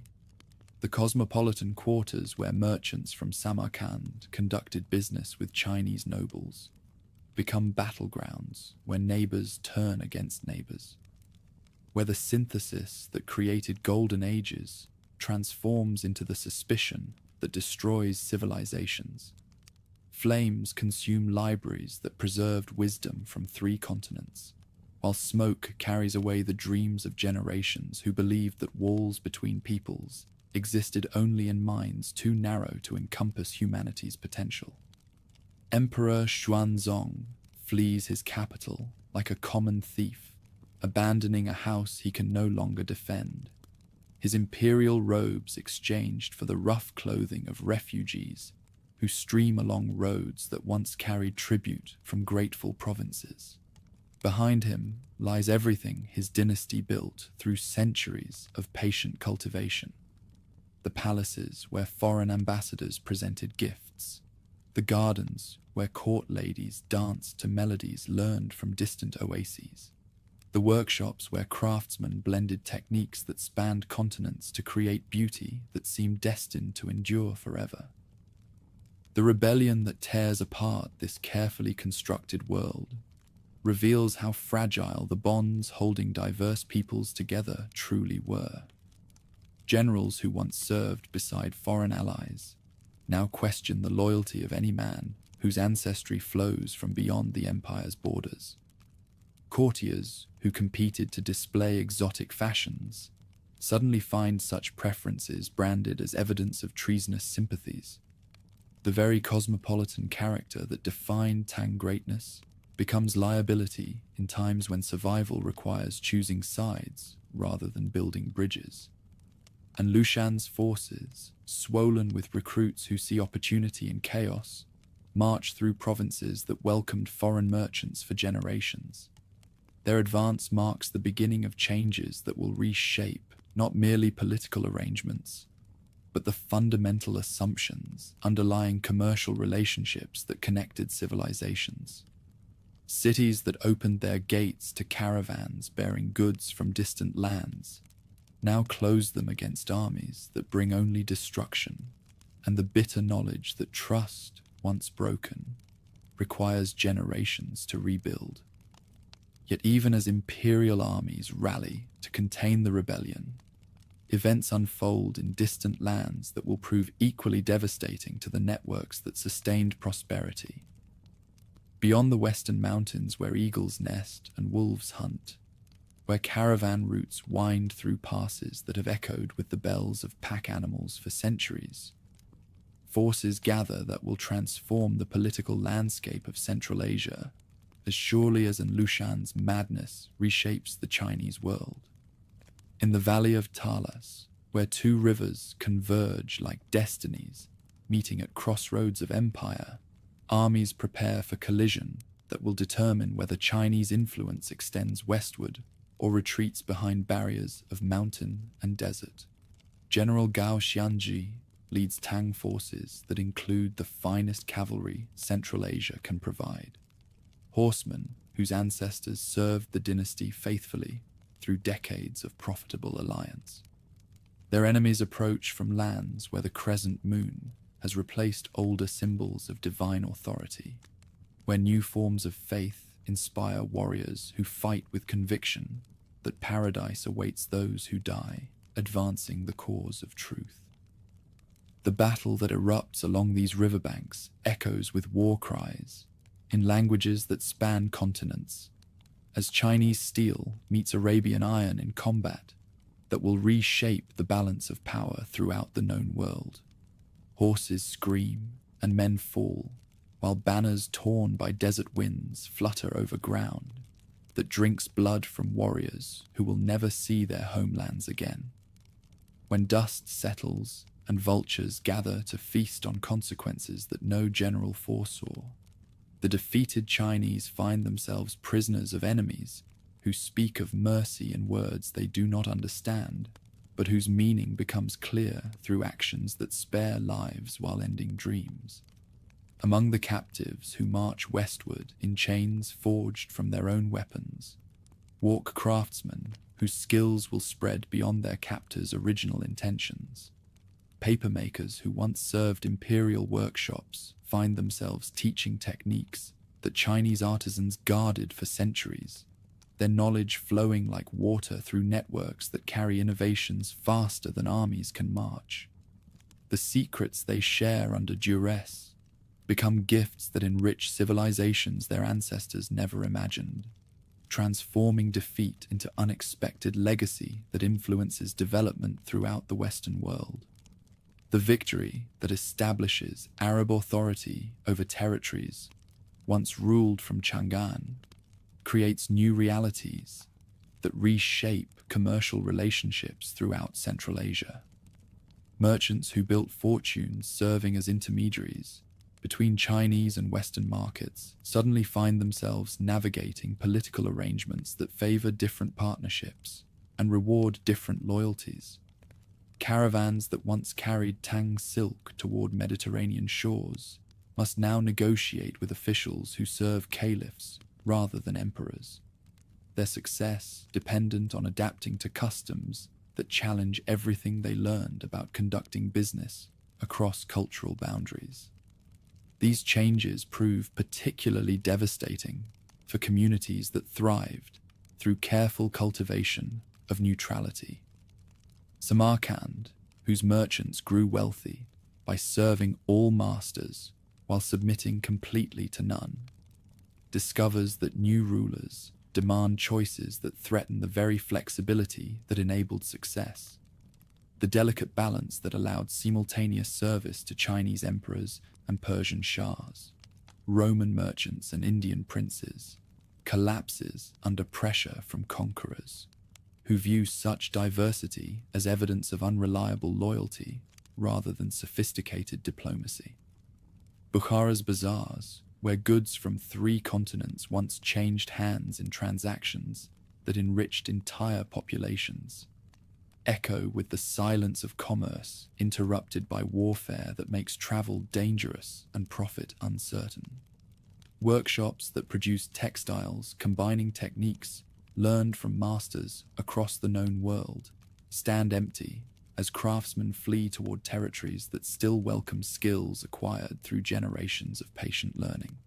The synthesis that created artistic traditions, rivaling anything produced in more famous centers, dissolves as communities scatter like seeds blown by winds, too strong for any roots to resist. Even as political upheavals disrupt established patterns of trade and governance, deeper transformations occur that will reshape the spiritual landscape of regions that once celebrated diversity as strength rather than weakness. Islamic armies that advance through territories where Zoroastrian fire temples, Buddhist monasteries, and Christian churches serve diverse populations bring conviction that truth admits no compromise with error, that salvation requires choosing the correct path, rather than honoring multiple traditions simultaneously. In Samarkand's ancient fire temple, where flames that burned for generations finally gutter and die, Priest Mir watches the end of traditions that connected his family to ancestors whose names stretch back to the time when Alexander's armies first disturbed the peace of Central Asian valleys. The wood that once fed sacred fires now serves more practical purposes, as refugees burn whatever they can find to cook meals that may be their last before flight, carries them beyond familiar horizons toward uncertain sanctuary, in lands that may or may not welcome strangers bearing memories of vanished greatness. Buddhist monasteries that preserved Sanskrit texts and Chinese philosophical works find themselves defending intellectual treasures that new rulers consider at best irrelevant and at worst dangerous to the spiritual welfare of populations they now govern. Monks who spent lifetimes copying manuscripts that preserved wisdom, accumulated over centuries, watch helplessly as works representing generations of scholarship feed bonfires that illuminate the faces of men who cannot read the words they destroy, but understand perfectly the symbolic power of reducing competing truths to ash and smoke. Christian communities that emerged during the golden age of cosmopolitan tolerance discover that their very existence challenges assumptions underlying the new order. Father Alopan's successor leads congregations that must worship in secret, their prayers whispered in basements and hidden chambers, while soldiers patrol streets that once welcomed pilgrims from every corner of the known world. The bells that called faithful to prayer fall silent, their bronze voices melted down to create weapons that serve very different purposes than summoning souls to contemplate divine mercy. Still, conversion moves in fits and starts, far from the seamless process conquerors might desire. Many who submit to new requirements maintain older loyalties, in hearts that no amount of surveillance can penetrate completely. Former fire worshippers who perform Islamic prayers during daylight hours kindle small flames in hidden corners when darkness provides cover for rituals that connect them to traditions their ancestors would recognize. Buddhist monks who publicly accept new teachings continue copying texts in scripts that few can read, preserving knowledge for future generations who may prove more receptive to wisdom that current circumstances force underground. The gradual nature of this transformation creates communities that exist in spiritual limbo, their public conformity masking private allegiances that generate tensions threatening to explode whenever circumstances provide opportunities for expressing suppressed convictions. Families that once celebrated festivals honoring multiple traditions now navigate calendar systems that acknowledge only observances approved by authorities who measure devotion through visible compliance rather than sincere conviction. These disruptions extend beyond matters of faith to encompass every aspect of life that once flourished through connections spanning continents. The banking networks that enabled merchants to transfer funds between distant cities collapse as political instability makes long-term agreements impossible to honor.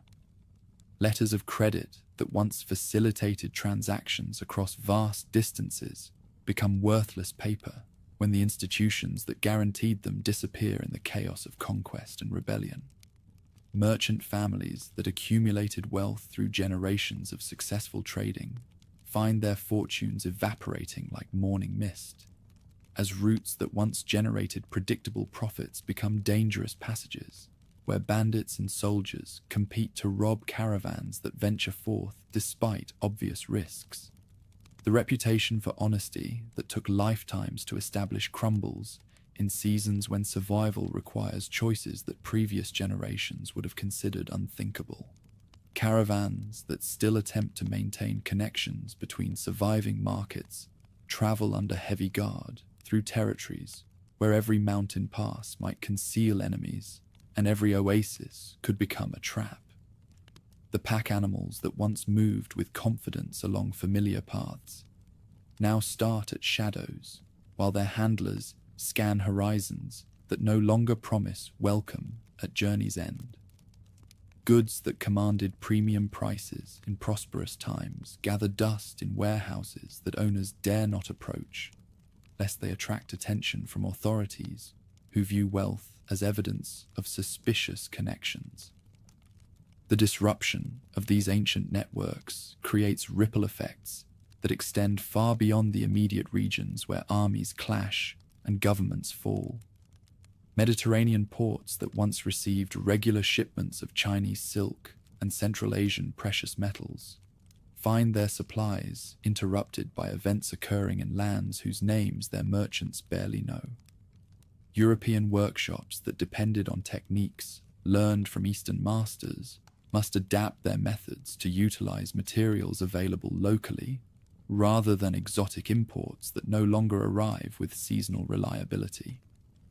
Indian Ocean traders who built businesses around transporting goods between civilizations that seemed permanently prosperous discover that political upheaval in distant territories affects their operations in ways that no amount of local knowledge can predict or prevent.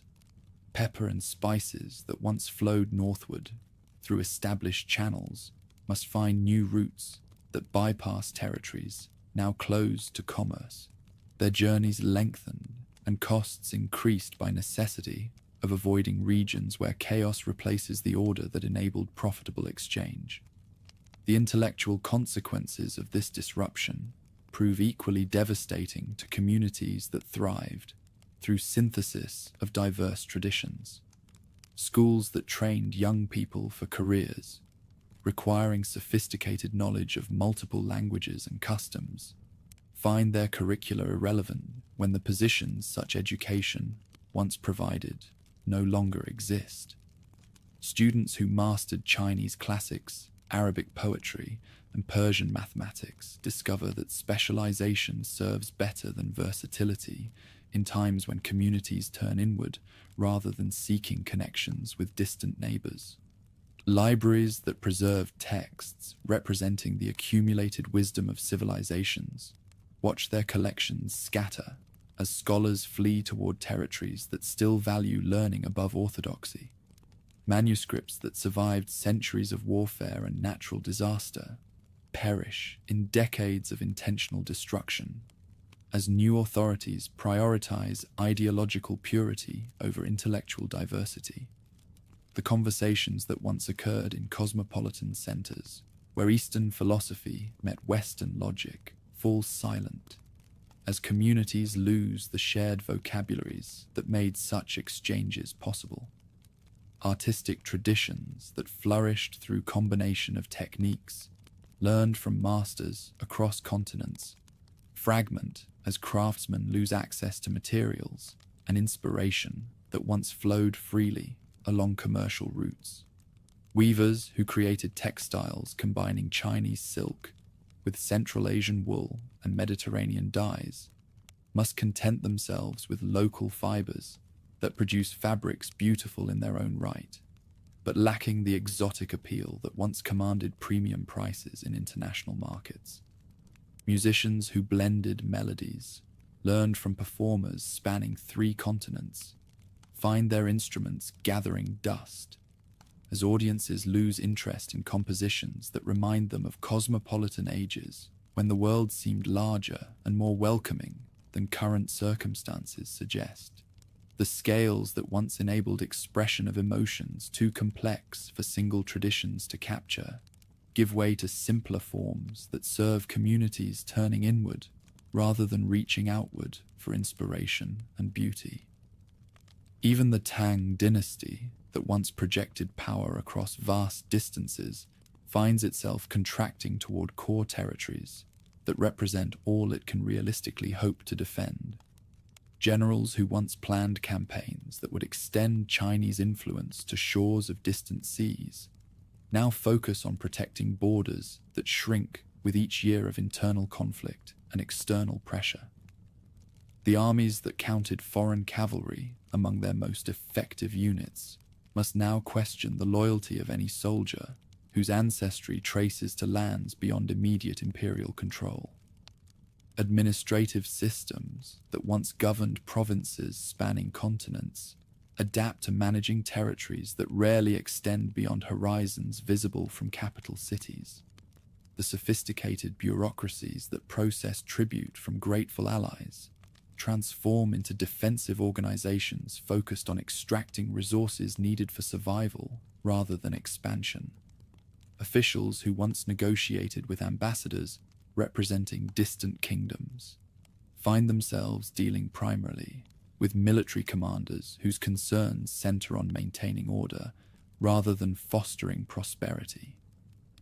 The currency that once circulated throughout Central Asia as symbol of Tang prosperity finds its value questioned by merchants who prefer silver or goods to coins, whose issuing authority can no longer guarantee acceptance beyond immediate borders. Mints that produced beautiful specimens bearing imperial imagery reduce their output, while debasement of precious metal content reflects the desperation of governments that must choose between maintaining standards and funding armies needed for basic survival. As the 9th century approaches its midpoint, the world that enabled cosmopolitan civilizations to flourish has contracted to isolated communities that preserve what they can of vanished greatness, while adapting to realities that previous generations could never have imagined. The networks that once carried goods, ideas, and people across continents lie broken like bridges destroyed by floods that changed the very geography they once served. Yet even in contraction and loss, seeds of future renewal lie dormant in soil, enriched by the decay of institutions that seem destined to endure forever. The knowledge that flowed along disrupted roots survives in minds and manuscripts that patient preservation may someday make available to generations more fortunate than those who watched empires crumble and civilizations scatter like leaves before winter storms that strip trees bare, but do not kill roots that may someday support fresh growth when favorable seasons return to lands that have known too much warfare and sorrow. Morning mist clings to empty courtyards where merchant princes once held council. The silence broken only by wind, whistling through chambers that echo with ghosts of negotiations that shaped the fate of continents. In Samarkand's abandoned palaces, where gold once changed hands in quantities that staggered foreign ambassadors, sand drifts through doorways that no longer admit caravans bearing treasures from distant shores. The great age of empire has passed like a fever dream, leaving behind communities that must learn to survive in a world grown smaller and more dangerous than their ancestors ever imagined possible. Rustam ibn Fazl adjusts the unfamiliar weight of a Quran in hands that once held contracts written in a dozen scripts, his morning prayers mixing Arabic phrases learned from necessity with private words whispered in the tongue his grandmother taught him beside fires that honored older gods. Around him gather men whose fathers commanded respect from Chinese emperors and Persian shahs, their beards now grey with years spent adapting to realities that no amount of accumulated wisdom could prevent or prepare them to face with dignity intact. The mosque that rises where a fire temple once burned serves a congregation that includes descendants of families whose names appeared in imperial chronicles, their prayers ascending toward heaven through architecture that blends traditional forms with requirements imposed by faith that conquered through conviction rather than mere force of arms. Yet beneath public conformity, private memories persist like underground streams that feed oases, where older traditions survive in forms their original practitioners might barely recognize but would not entirely disown.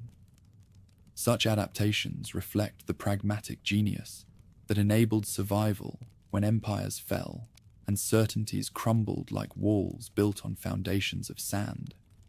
The merchants who once moved goods between civilizations now focus on regional markets that offer smaller profits but greater security than ventures requiring trust in authorities whose reliability cannot be guaranteed beyond immediate borders.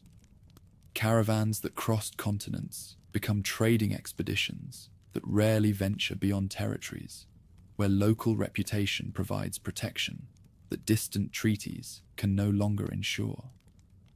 Young Ahmad ibn Nasr learns his craft in workshops where masters who once created textiles for imperial courts now weave cloth that serves the needs of customers whose tastes reflect changed circumstances rather than cosmopolitan sophistication.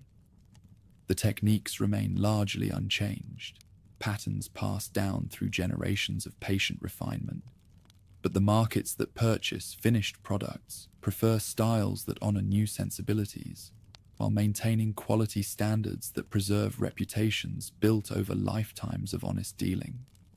Apprentices who might once have expected careers that carried them to courts where emperors dispensed favor, like rain nourishing distant gardens, now prepare for lives spent serving communities that measure success in survival rather than expansion.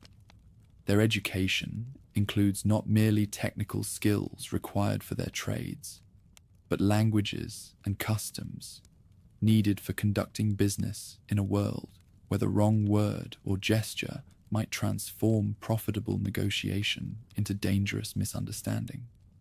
The routes that remain viable follow paths that connect markets where demand persists, despite political upheavals that disrupted grander networks.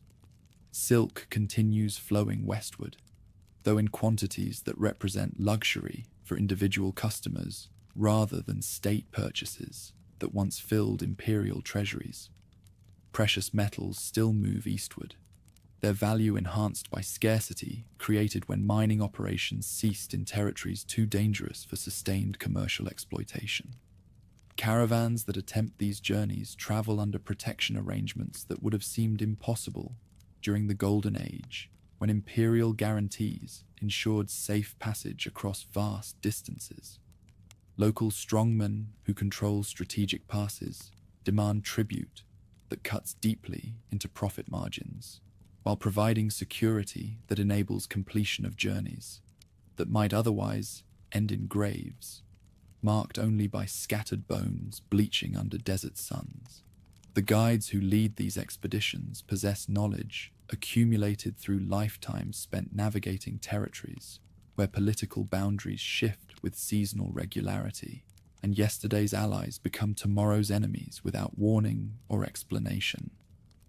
Their understanding of tribal relationships, water sources, and seasonal hazards represents wisdom that cannot be learned from maps or books, but requires experience purchased through dangers that claim those who trust too readily in luck or outdated information. Pack animals chosen for these reduced operations emphasize endurance over capacity, their loads carefully selected to include only goods that command prices justifying risks that increase with every mile traveled beyond familiar territories. Camels that once carried luxury items destined for imperial palaces now bear practical merchandise that serves basic needs of populations whose priorities focus on survival rather than display of wealth or sophistication. The trading posts that dot surviving routes adapt their facilities to serve smaller expeditions while maintaining standards that encourage repeat business from merchants who cannot afford to waste resources on establishments that fail to provide value commensurate with fees charged. Innkeepers who once hosted diplomatic missions now cater to commercial travelers whose requirements remain substantial despite reduced circumstances that characterize contemporary commerce. Such establishments become centers where information flows with greater freedom than any official channels permit, their common rooms echoing with conversations that reveal which territories welcome foreign merchants and which regard strangers with suspicion that makes business impossible, regardless of goods offered or prices proposed. Knowledge of current conditions becomes as valuable as any commodity, its possession often determining whether expeditions return with profits or perish in attempting to reach markets that no longer exist. With commerce diminished, these communities craft systems that reflect their needs, leaving behind the oversized structures once meant for more ambitious times. Local councils replace imperial bureaucracies in making decisions that affect daily life, their authority deriving from demonstrated competence in managing practical problems rather than abstract theories of governance inherited from vanished empires. Judges who settle disputes apply laws that blend traditional customs with requirements imposed by new rulers, their decisions creating precedents that enable communities to function, despite lacking clear guidance from higher authorities, who may not understand local conditions or care about outcomes that affect only small populations. The wisdom they accumulate through resolving conflicts becomes part of inheritance passed to successors who must navigate similar challenges with fewer resources and greater uncertainty. Schools that once prepared students for careers in imperial service now focus on skills needed for life in communities that must rely primarily on their own resources rather than support from distant capitals. Children learn mathematics required for conducting business, languages needed for communicating with neighbors who speak different tongues, and crafts that enable self-sufficiency when imports become unavailable or prohibitively expensive. The education they receive emphasizes adaptability over specialization, understanding that survival requires ability to perform multiple functions rather than expertise in single areas that may become irrelevant when circumstances change without warning. Teachers who once instructed future diplomats and administrators now train young people for lives that may require relocating repeatedly as political conditions make some territories uninhabitable, while others offer opportunities for those brave enough to accept uncertainty as permanent condition. Religious life in these communities reflects similar adaptations, as institutions adjust to serving populations whose spiritual needs must be met through local resources, rather than support from distant centers of learning or authority. Mosques that replace earlier places of worship maintain essential functions while adapting architectural forms to materials available locally and customs that honor both new requirements and older sensibilities that communities cannot entirely abandon without losing identity. Imams who lead congregations often possess knowledge acquired through study in centers that no longer exist or have become inaccessible due to political upheavals that make travel dangerous for religious scholars whose loyalty might be questioned by authorities representing competing interpretations of divine will. Their sermons blend orthodox teachings with insights drawn from experiences that enable survival in circumstances that theoretical education cannot adequately address. The festivals that mark religious calendar provide opportunities for communities to express identity while adapting traditions to requirements imposed by faith that conquered through conviction rather than compromise. Celebrations that once honored multiple traditions evolve into observances that satisfy new expectations, while preserving elements that connect participants to ancestors whose memories survive in stories told beside fires that burn wood, gathered from forests planted by hands now dust. Marriage customs that once reflected connections spanning continents adapt to circumstances where suitable partners must be found within reduced territories that may not include individuals whose backgrounds meet traditional expectations for maintaining family status or commercial relationships.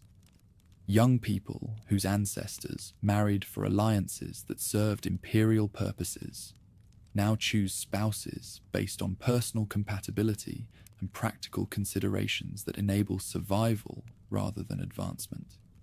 Children born of these unions inherit identities that blend heritage, preserved through oral tradition, with adaptations required for life in communities that honor the past, while acknowledging that future prosperity depends on flexibility rather than rigid adherence to customs designed for circumstances that no longer exist. Their education prepares them for lives that may require abandoning familiar territories if conditions deteriorate beyond tolerance levels that each family must determine for itself. The trades that support these communities emphasize production of goods that serve essential needs rather than luxury items that require exotic materials or techniques known only to masters whose knowledge died with empires that once supported such specialization. Smiths who once created decorative weapons for ceremonial purposes now forge tools needed for agriculture and basic crafts that enable self-sufficiency when imported implements become unavailable. Weavers who produce textiles combining techniques learned from masters across continents now create cloth that serves practical needs while maintaining quality standards that preserve reputations built through generations of honest work. Their patterns may lack the exotic appeal that once commanded premium prices in international markets, but they possess beauty that speaks to souls seeking comfort in familiar forms, rather than excitement generated by constant novelty. Potters who shaped vessels using clays imported from distant deposits now work with local materials that require different techniques, but produce ceramics that serve daily needs, while demonstrating artistic sensibilities that connect current production to traditions that stretch back through centuries of patient refinement. They're kilns, fire pieces that may never travel beyond regional markets, but carry forward aesthetic principles that define identity even when political structures collapse. The workshops where these craftsmen labor become centers of knowledge preservation as masters train apprentices in skills that might otherwise disappear when circumstances prevent normal transmission of techniques from generation to generation. The wisdom they share includes not merely practical knowledge required for producing goods, but understanding of principles that enable adaptation when materials or tools become unavailable due to disruptions that affect supply chains. Such institutions serve functions that extend beyond their immediate commercial purposes, as gathering places where community members share information, discuss problems, and coordinate responses to challenges that require collective action rather than individual initiative. The relationships formed through daily interaction in productive activities create social bonds that support communities. When external threats require unified response or internal disputes need resolution through negotiation rather than violence. Women who once managed households that included servants drawn from across the known world now supervise families that depend primarily on their own labor rather than assistance from others whose services can be purchased with wealth accumulated through commercial success. Their responsibilities expand to include skills that previous generations could delegate to specialists whose expertise commanded respect throughout regions where reputations traveled faster than caravans bearing goods. The knowledge they possess becomes crucial for survival as communities turn inward to discover resources that enable self-sufficiency when external supplies become unreliable or unavailable due to disruptions that affect networks spanning continents. Their understanding of food preservation, textile production, and household management represents wisdom that enables families to maintain living standards despite reduced circumstances that challenge assumptions about what constitutes necessary versus luxury consumption. Gardens that once displayed exotic plants imported for their novelty or beauty now focus on vegetables and herbs that provide nutrition and medicine needed for maintaining health when professional healers become unavailable or their services too expensive for ordinary families to afford. The women who tend these plots possess botanical knowledge that includes understanding of which plants thrive in local conditions and which combinations provide balanced nutrition throughout seasonal cycles. Medical knowledge that once depended on remedies utilizing ingredients imported from distant lands adapts to rely on plants and minerals available locally. Their effectiveness demonstrated through generations of use by populations that survived without access to exotic treatments that once served elite patients. Healers who practice in these communities learn to combine traditional techniques with innovations developed through necessity when familiar remedies become unavailable. The libraries that preserve written knowledge adapt their collections to serve immediate needs, rather than maintaining comprehensive archives that require resources these communities cannot spare, for purposes that may seem abstract when survival requires practical focus. Books that survive selection processes emphasize works that provide useful information, rather than theoretical knowledge that may lack immediate application to problems that demand urgent solutions. Scribes who once copied texts in multiple languages now focus on preserving essential works in scripts that local populations can read, their efforts ensuring that crucial knowledge survives even when sophisticated educational institutions disappear due to lack of resources needed for supporting advanced learning. The manuscripts they produce may lack the artistic sophistication that characterized production during more prosperous periods, but they serve essential functions in preserving information that enables communities to maintain capabilities beyond basic survival. As the 10th century approaches, these scattered communities represent the remnants of civilizations that once projected influence across continents, but now concentrate their energies on preserving what they can of inherited wisdom while adapting to realities that previous generations could never have imagined. The networks that connected them to distant markets and sources of knowledge have contracted to relationships that rarely extend beyond territories that can be reached safely within seasonal travel cycles. Within these narrowed conditions, potential still lingers, dormant, like roots waiting for the warmth and light that will allow them to grow. The skills that survive in workshops and the knowledge preserved in libraries and living memory represent resources that future generations may utilize when political stability returns to regions that have known too much warfare and uncertainty. The children who grow up in these communities inherit both the memory of vanished greatness and the practical wisdom needed for survival in circumstances that require different skills than their ancestors possessed. Their education prepares them for lives that may witness the emergence of new forms of prosperity if they possess the patience and wisdom needed for building on foundations that adversity has tested but not destroyed. Hope persists in hearts that remember when caravans carried dreams as well as goods across distances that seemed to promise infinite possibilities for those brave enough to venture beyond familiar horizons. Though current circumstances limit such ambitions, the spirit that enabled earlier achievements survives in forms that may someday prove capable of supporting fresh attempts at connecting isolated communities into networks that serve purposes larger than mere survival. Desert winds carry the last echoes of spoken Sogdian through valleys where caravans once gathered like rivers converging toward the sea, their voices fading into silence that swallows centuries of accumulated wisdom, like sand consuming footprints of travelers who will never return.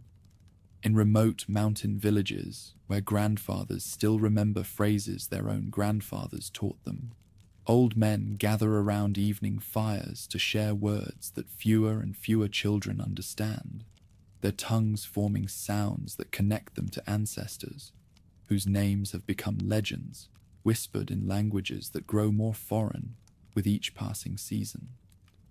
Mahmud ibn Ibrahim closes the ledger where his grandfather recorded transactions in scripts that blend Arabic letters with symbols inherited from merchants whose caravans once carried Chinese silk toward Roman shores. The ink has faded to brown stains that barely distinguish themselves from parchment that crumbles at his touch, yet the numbers still speak of profits earned through ventures that required courage to cross distances. His own children cannot imagine traveling without armies, to guarantee safe passage through territories that once welcomed strangers bearing goods from distant lands. The workshop where he learned his craft now echoes with simpler rhythms of production that serves only local needs. His apprentices weave cloth using patterns that honor traditions, stretching back through centuries, while adapting to materials available within territories that can be reached safely before winter. Snows close mountain passes. These same young men study under masters who speak of techniques acquired in courts that served emperors, though such knowledge increasingly seems as distant as the stars that guided their ancestors across deserts now too dangerous to traverse. Young Hassan represents this transformation in living form. He speaks only Arabic in markets where his grandfather once negotiated in tongues that enabled communication with customers, whose homelands lay beyond any horizon visible from these mountain settlements. The languages that once connected civilizations survive only in prayers, whispered by old women who learned their words from mothers, whose own mothers remembered when such knowledge opened doors to opportunities spanning continents, rather than merely enabling conversation with neighbors who share similar circumstances.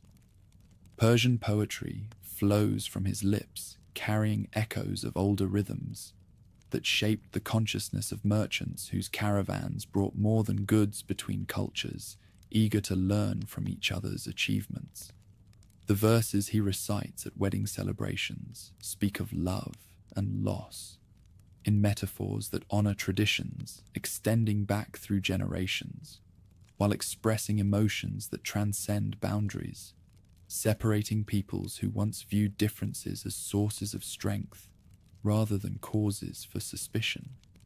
The stories he tells children gathered around fires blend historical memory with mythical imagination. Heroes whose adventures occurred in lands that exist now only in tales grow larger with each retelling until they become legends that preserve essential truths about courage and wisdom, even when historical accuracy yields to the more pressing need for inspiration that enables survival through circumstances testing the strongest spirits. Abd al-Rahman ibn Yusuf serves as guardian of written wisdom that connects these oral traditions to vanished libraries. He runs his finger along lines of text that his great-grandfather copied from masters, whose learning originated in centers that no longer exist except in memory, preserved by manuscripts growing more precious, as the number of people capable of reading them diminishes with each generation. The knowledge they contain includes techniques for working metal, growing crops, and conducting negotiations that served merchants whose success depended on understanding human nature across boundaries that seemed insurmountable to those who lacked patience for learning foreign ways. His children learn from these preserved texts, though their education focuses on Arabic and Persian rather than scripts that once enabled correspondence with partners scattered across continents. Their schooling prepares them for lives that will unfold within territories where international knowledge provides little practical advantage over skills serving immediate needs of communities that must rely primarily on their own resources rather than wealth accumulated through ventures, requiring trust in distant authorities. The schools where they study have adapted their mission to serve changed circumstances. Teachers who once instructed future diplomats and international traders now focus on religious instruction that provides moral guidance while preserving enough secular knowledge to enable participation in commerce serving regional markets, rather than networks that once connected civilizations separated by vast distances. These educators possess learning acquired in institutions that modified their curricula to serve populations whose aspirations necessarily remain more modest than those of ancestors who dreamed of ventures spanning oceans. Tombs scattered throughout mountain graveyards tell similar stories of adaptation and loss. Monuments that mark the final resting places of merchant princes who once commanded audiences with emperors and shahs bear inscriptions that fewer visitors can read with each passing year, their carved surfaces telling stories in languages that grow more obscure as communities abandon scripts requiring extensive education for mastery. The monuments themselves remain impressive in their scale and craftsmanship, yet they speak increasingly to stones and sky, rather than human audiences capable of understanding the achievements they commemorate. Graveyards that once received mourners from territories spanning continents now serve populations that rarely include individuals whose connections extend beyond familiar valleys. Ceremonies that honor the dead blend traditions inherited from ancestors with requirements imposed by faith that conquered through conviction rather than compromise. The prayers spoken over graves mix Arabic phrases learned from necessity with older words that survive in hearts, even when tongues struggle to pronounce sounds connecting the living to the dead across chasms that time creates between generations. Children born into these transformed communities inherit names that reflect their dual heritage. Islamic tradition combines with memories of ancestors whose achievements become more legendary with each retelling, their identities reflecting synthesis that characterizes peoples who must choose between preserving heritage and adapting to circumstances that reward conformity over diversity. Their future prospects depend more on ability to function within reduced territories than on skills that once enabled ventures requiring knowledge of languages and customs spanning the known world. The trade routes that once carried their ancestors' goods toward markets in Constantinople and Beijing have been repurposed to serve different needs. These paths now accommodate primarily pilgrims, whose journeys aim towards spiritual rather than commercial destinations. Caravanserais that hosted merchants from 3 continents provide shelter for travelers whose purposes include devotion to obligations that transcend ethnic boundaries while serving economic needs that remain modest compared to enterprises that once required coordination across vast distances and diverse political jurisdictions. Merchants who still attempt long-distance ventures face obstacles that would have seemed insurmountable to ancestors who conducted business when imperial guarantees ensured safe passage.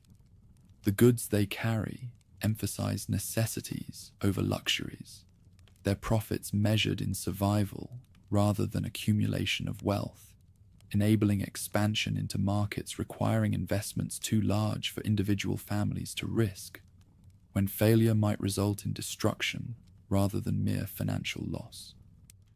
Banking systems that once facilitated these grand enterprises have contracted to serve local needs exclusively. Networks that enabled transfer of funds between distant cities survive only as arrangements serving communities, whose relationships rarely extend beyond territories, where personal reputation provides security that distant institutions cannot guarantee.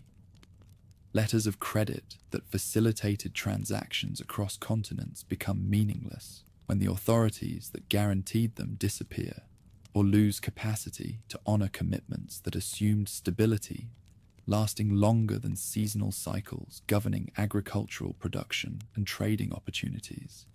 Currency reflects these reduced circumstances as coins bearing images of vanished rulers continue circulating based on metal content rather than political authority that issued them.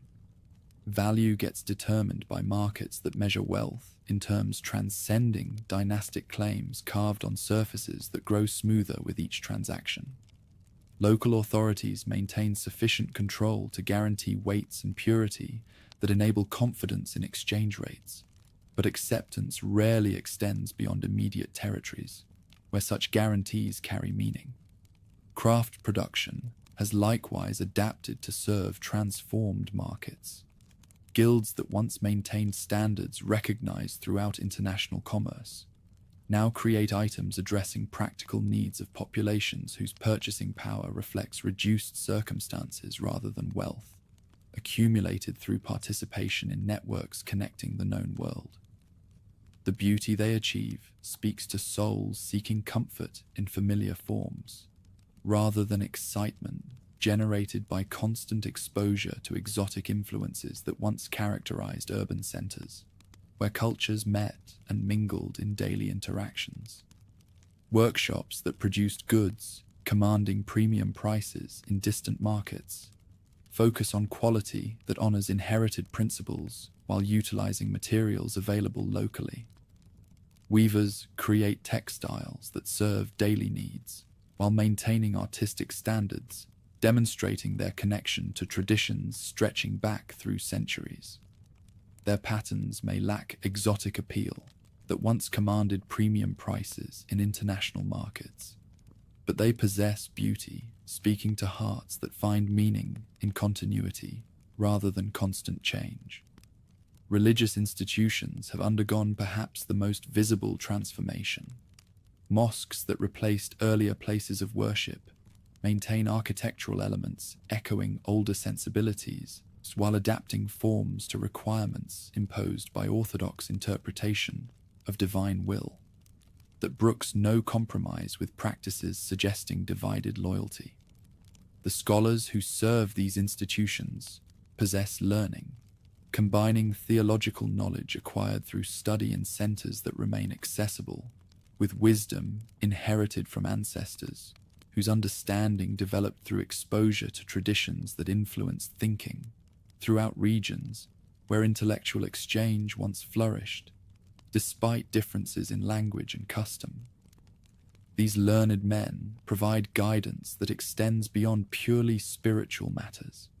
Their teachings influence the festivals that mark the religious calendar, providing opportunities for communities to express identity, honoring both current requirements and memories of ancestors, whose observances included elements surviving in modified forms, despite pressure to conform to standards emphasizing unity over diversity. Celebrations that once incorporated influences from multiple traditions evolve into occasions satisfying new expectations while preserving connections to heritage-defining identity, even when political structures change beyond recognition. Such community gatherings often center around marriages that demonstrate how dramatically social customs have adapted. Wedding ceremonies reflect alliances serving populations that must find suitable partners within territories that may not include individuals whose backgrounds meet traditional expectations for maintaining family status or relationships. Young people whose ancestors married for purposes serving imperial strategies now choose spouses based on personal compatibility and practical considerations, enabling survival rather than advancement through connections that no longer provide advantages in circumstances where local reputation matters more than distant relationships. The women who organize these celebrations face challenges their ancestors never encountered. They manage households that depend primarily on family labor, while maintaining traditions honoring ancestors whose lives encompassed experiences that current circumstances cannot replicate. Their responsibilities include preserving knowledge, enabling communities to maintain capabilities beyond basic survival, while adapting practices to resources available locally, rather than materials that once arrived through networks spanning continents. Medical knowledge exemplifies this pattern of adaptation and preservation. Healers who serve these communities combine remedies utilizing plants and minerals available locally with techniques inherited from traditions that developed through exposure to practices from across the known world. Their effectiveness demonstrates how wisdom accumulated through generations of experience can survive, even when the exotic ingredients and sophisticated institutions that once supported advanced healing become unavailable due to disrupted supply chains and political instability. The children raised in these communities inherit both the memory of vanished greatness and practical wisdom needed for survival in circumstances requiring different skills than their ancestors possessed. Their education prepares them for lives that may require abandoning familiar territories if political conditions deteriorate beyond tolerance levels that each family must determine, based on circumstances changing without warning or explanation. Their identity reflects synthesis, enabling survival, while honoring heritage, defining who they are, even when external pressures encourage conformity that might erase distinctive characteristics. Libraries that preserve written knowledge represent perhaps the most poignant symbol of this transformation. Collections that once filled rooms serving scholars from across the known world now consist of private holdings maintained by families who understand their value, even when they lack education needed for comprehending texts written in scripts requiring lifetimes to master. Books that survive selection processes, favoring practical knowledge over theoretical learning, include works providing guidance for conducting business, treating illness, and maintaining skills. enabling self-sufficiency when external support becomes unavailable. Manuscripts copied by scribes who focus on preserving essential works in scripts that local populations can read ensure that crucial knowledge survives even when sophisticated institutions disappear due to lack of resources needed for supporting advanced learning. The texts they produce may lack artistic sophistication, characterizing production during more prosperous periods, but they serve essential functions in preserving information, enabling communities to maintain capabilities beyond mere survival.